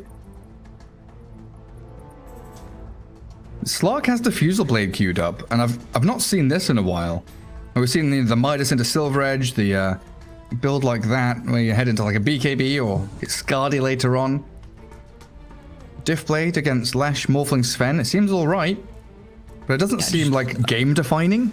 Another way of mana burn on top of EMP against the Morphling, against the Lashrak, just seems really good, and having Diffusal Blade on Slark combined with the Essence Shift, so like just feels really good. More attack speed that you get means more mana burn equals more damage. Infinite scaling. Yeah. He might still swap things around. Yeah, he's got that option. We'll see what the rest of Mudgolems get up to. So we're expecting pretty standard builds here. Looks like Sven about 800 gold away from Echo Saber with BKB queued up after it. So he's going to be able to hit that timing, you know, 16, 17 minutes in or so. Morphling with E-Blade after Dragonlance. Should be a couple minutes for him to get to that, as well as Greaves on Lashrak. So they're all converging towards that kind of pre-20 minute hit where they should all be incredibly tanky and outputting a lot of damage. Yeah, you're still playing off-lane Lashrak, so you need to adjust your item build. You can't go for the greedy stuff. Tank up the rest of the squad. Be that beefy boy as he smokes up with Sven and the Morphling. Swinging up towards the Slark up top. Milan's toying with him here, throwing the high fives. I think Dream knows something's up, though. 3-3 leading the charge. Sentries down. They give up their position. Slark had already retreated far enough away. And look at this. They're inside the pit with this maneuver, you know, showing the Slark. They know where he is. Double damage Morphling with the Sven, who doesn't even have ulti. They take it down so quickly. 13-minute Roshan. Now a 5k net worth lead. Tide getting a Meteor Hammer hit onto the mid-tier 1. Slowed up by Fata, Skitter, and Milan rolling in. Good initiation, kick back the Tide into the EMP. They won't want to fight there. Fata gets burnt of all his mana, and Milan with a 4-man Magnetize, forcing the Ravage. It's a good play by Old Afterlife. Milan rolls back in, and a Deafening Blast pushes them out. Milan, the one casualty of war so far, is they can't even kill the Tide Hunter. The rest of Live to Win on this high ground, the Avalanche Toss does catch them out, but no kills yet. As Skitter and Supreme focusing Immersion, but wanting to run away. They don't have the Aegis on Sven. He's the one that's going to die here to the cold snap and the right clicks of FN. Finally, the Guardian Angel from the Radiant comes through. And Immersion, no mana, can't toss, will just Avalanche Fata, and the Gush with the right clicks finish him off with a Tornado. FN with a double kill. That's straight out of Roshan and straight into feeding. That was such a sick Ravage. He caught Morphling after the waveform and 2 other targets. Where was Lash in that fight? Nowhere to be seen. He was top lane, wasn't he? Like, they need Lashrak. He is the damage. This is actually the first target they want to take out. For Live to Win, of course. Yeah, all that early game damage. It's still a 4k gold lead for Mudgolems, even after losing that fight. And they do have Aegis still on Morphling. They didn't lose it straight away. So a silver lining for them. But really great for FN Invoker in particular. Now top of the net worth of his team, Midas queued up. Did finish off that Spirit Vessel like you mentioned. So ways of handling the Morphling. rolling towards mid, not connecting. They silence the Invoker. They can't catch him when he goes to walks out of there, though. And that dust from Milan not connecting means that Dream and Old Afterlife all going to run away. So I had to check the item build on Supreme when they played against the Alliance the other day. Same combination, Morphling plus Earth Spirit, something that OG showed the full potential of it. He didn't even get the Aghanim Scepter. Maybe he doesn't know how to play Earth Spirit. He doesn't want to go for the double Earth Spirit plays. Yeah. So he just go with the standard build, you know, like the Dragonlance, and then getting E-Blade just from some extra stats, cheap damage. Try and hit that timing a bit earlier on. To the omniscience. When I say cheap damage, I mean Dragonlance, I don't mean E-Blade, because that's not really cheap. Dire's bottom tower is under attack. It sure isn't. Radiant's top tower is under attack. Easy tower top, though, for him. Radiant's top tower. TPing down bottom as they want to set up another fight, but again, it's into the Ravage. A good roll from Milan. Two-man silence into the kick. Magnetoys catches the two supports, but the Heavenly Grace from that Omni Knight keeps him safe until the Stormhammer lands. He's still pretty tanky, though, and another hit from Morphling's required. Look at where Afterlife is. He's deep, yeah, and they've got Tornado. It slows them down, but they've still got Reveal, the sentry. They catch him. They did not want to take that fight. Slark was not close, and he just wants to farm his Diffusal Blade before he starts joining a team fight. So I think FN should have just failed. Like, okay, you're gonna kill our position 5. We're more than fine with that. And they're more than 5 heroes. Knights are really struggling with getting the levels. Same goes for Tiny. 2 times in a row. Ideal timing on a Blink Dagger. Like 2, 3, 4 months ago, we could have seen Tiny with, you know, 11, 12 minutes Blink Daggers. Radiant structures are fortified. That was when people were really exploiting all the wave drag backs, and position 4s were getting a lot of farm. Dire's bottom tower is under attack. And now there's quite a bit of greediness here, Structures are fortified. because from Radiant's side, Tiny would like to be in the top lane farming, but Dream is soaking up all of that. Invoker and Tide are elsewhere on the map taking farm, so not really a spot. Yeah, if Tiny was a real player, he would just use the Avatars on the lane, and it's exactly what he's gonna do. Just waiting for toss, does not want to consume too much mana. Getting very close, 300 gold away. Afterlife still in the same spot. He is. Oh, Centaur Stomp. It was Centaur. very, very I think close. it was on cooldown for like 0.1 seconds. When I clicked on it, it was just ready. Yeah. It was incredibly tight there for the Centaur Stomp to come. He just reclaimed it. 10 seconds. Like, oh, these are some free stacks. And there's 10 seconds left on Aegis. Can they time it? Oh, it looks like he's going to be 5 okay. seconds. Are they going to try and finish him off before it happens? Oh, he knows. It is super close. The DD picked up by Milan, and they were trying to catch him with the Tornado all the way in the back, but Aegis going to heal up the Morphling. Is under attack. High ground vision now from Milan, spots out the Slark. Dream That would have been wanting to play forward there. And they do see that Milan Earth Spirit. Dream going to try and pounce away. 3-3s arrive with Fata, Supreme, everybody. 5v5 in the mid lane. It's still very hard for Slark to go in, like even with the talent, 9 strength, Pupil's Gift, so makes him a lot tankier. And I see SNY being queued up by him, which is okay. I think the tankiness here is gonna win them the game. Like, if he gets SNY into BKB or into Scotty, I think that's a really good build. Because you have ton of armor, ton of stats, and then you can be that guy that goes in and out multiple times. Live to win. Smoking across the map, and they are going to collide with Skitter's Sven. They saw him. They know he's there. They pinged it out, but they want to move in instead towards the Morphling. But Supreme waveforms out. Milan rolls away. They still have the pounce in from Dream. Silence onto Old A. They do have Ravage coming. If only you could close the gap on them. But the delay tactics from Mudgolems hold the slot back, forcing out yet another Heavenly Grace. It's such a tough game for Morph. Like, they are feeding him mangoes, Guardian Greaves to replenish the mana. I don't see where their mango tree is. Pretty sure that... I was just about to ask you, like, when you said feeding him mangoes, I looked back in the base, there's nothing there. Oh, they've caught FN. roll just about connecting, kicking him back into the waiting arms of Morphling, but Slark here with an Omni-Knight to save them up. Dreams in deep and the Avalanche Toss. Good amount of burst damage, but no finishing blow just yet. They've got the Heavenly Grace, but the Guardian Angel comes too late, and the magic damage burst from the Morphling finds FN. Dream, Midas is down the Centaur, and losing immersion as well though, as Afterlife maybe trying to think about holding this high ground, but they're TPing out, they don't want to fight. Dream can pounce to the low ground, but he's being clapped by the Stormhammer, and he's got no real way of surviving this now. Heavenly Grace there from Suneko, but he's been burst down by the Pulse Nova. 3-3 gets a double kill, and Suneko, no mana for TP, grabs a bounty rune, but surely he's gonna get found on his way out. That fight was such nicely done by Mudgolems, where they isolate the Invoker. Omni-Knight does not pop the ulti straight away. Even if he does, I think they would still manage to bring him down, and they're staying away from the Tidehunter and the Slark, so pretty impressive, I would say. Absolutely is, and now you've got this 21-minute E-Blade on the Morphling. That magic burst damage against this Invoker is only going to get worse for FN. And he's not going to go BKB, he's going for the Solar Crest. Kind of as expected to buff up the Slark. But if he gets spotted in a fight, he just dies. Yeah, I think you need to start thinking about yourself, because there's a ton of magical damage, and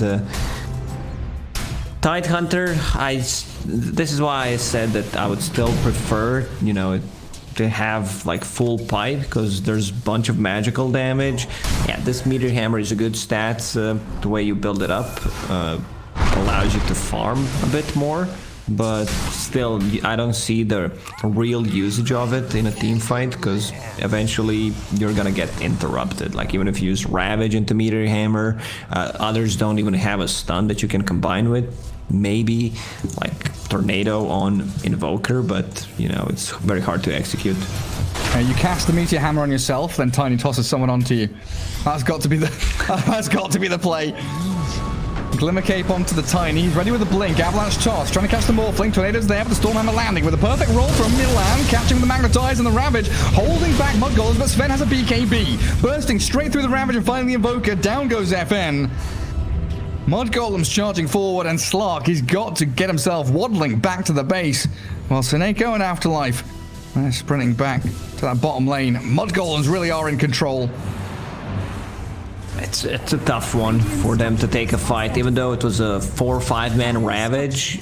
They already used Tiny's combo, Slark to half HP, so he can't go in. It's like, it may seem like a good Ravage, but everyone already used their spells and they needed to back off. Also Sven with the BKB, they have no abilities that pierces through magic immunity, so Skitter can do whatever he wants. Roche will respawn in a second. He's up now. Skitter's already TP'd bottom. That's a big juicy wave to farm. Radiant's top tower is under attack. And look at this. They're finding tier 2 items 23 minutes in on Live to Win. Oh dear. That kind of says what kind of a game they're having right now. Now a bit of a desperate smoke. Any kind of kill is worth it here for Live to Win. Hand of Midas used on the Hellbear mid, so Mudgolems probably know that something is amiss, and they definitely do now as Immersion breaks up the high ground ramp, makes the jump onto the Morphling, but the E-Blade, Adaptive Strike, Tiny dies. They're also going to find Suneko with a slow, and the damage from the Impetus hits. It's 2 kills in a row, and Mudgolems rule. Great roll from Milan. Does find the catch onto Slark, trying to bounce around and maybe body block up the pounce. Another roll connecting with a stun. Silence is ready with a Boulder Smash to go, and they've got so much control. 3-3's dominating, and Roshan, well, in we go. Mudgolems, 10k lead now. I think Milan misclicked. He tipped FN instead of Slark. Or maybe there's some beef, you know, when they play the pubs against each other. Or, I mean, there's more beef when you play with someone than when you play against someone. Yeah. That's right. So Morphling will go for that Aghanim Scepter upgrade. Let's see if he decides to turn into Earth Spirit. Maybe he turns into Sven, possibly. Like, Leshrac sounds fine. Double Diabolic Edict. Oh, yeah, that's real tasty.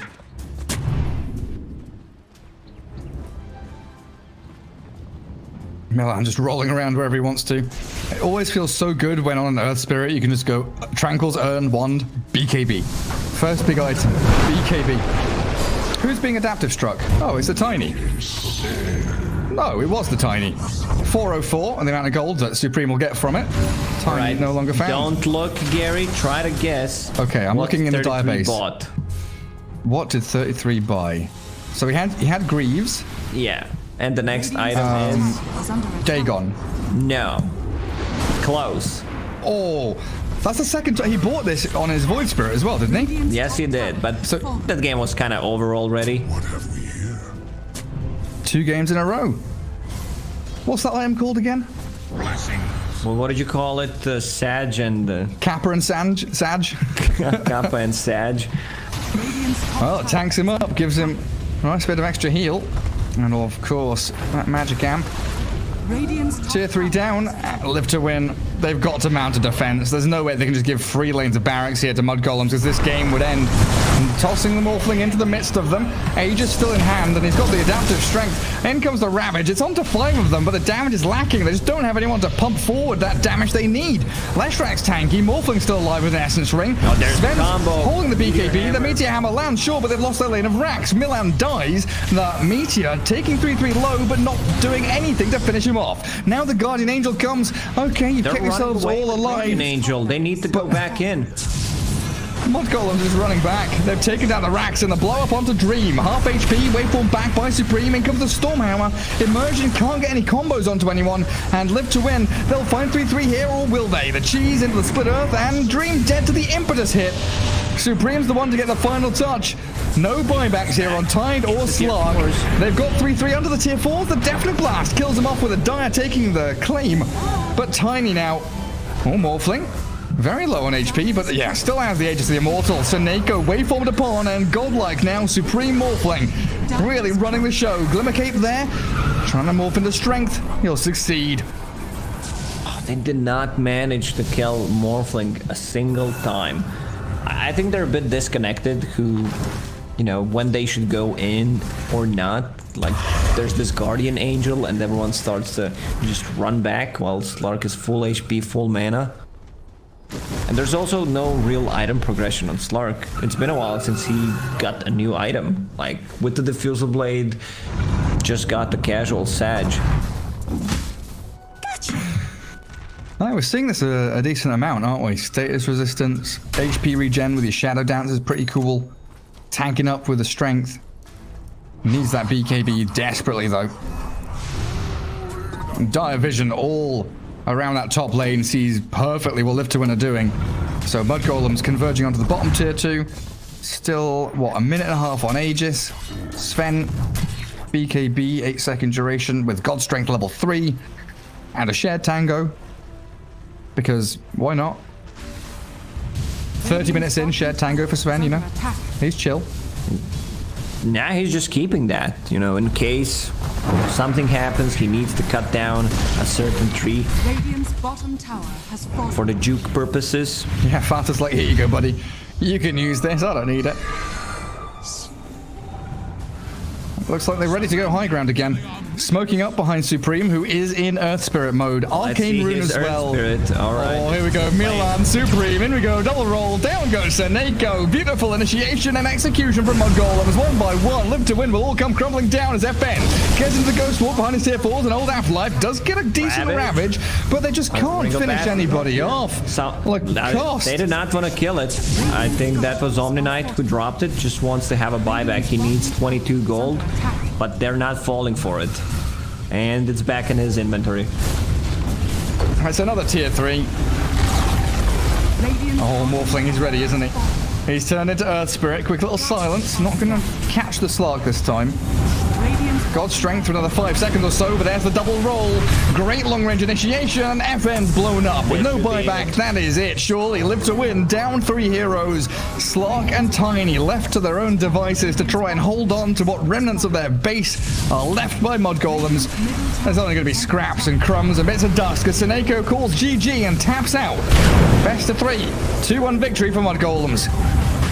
Yeah, I feel like Live to Win did not get a chance to play Dota in this game. A couple of mistakes, like decision-making wise, when they need to take a fight, like the spell usage was not on point, and yeah, it kind of shows. Also, this is a type of a game where Guardian Angel does not get that much of value, because you have Enchantress with the Dispel, Storm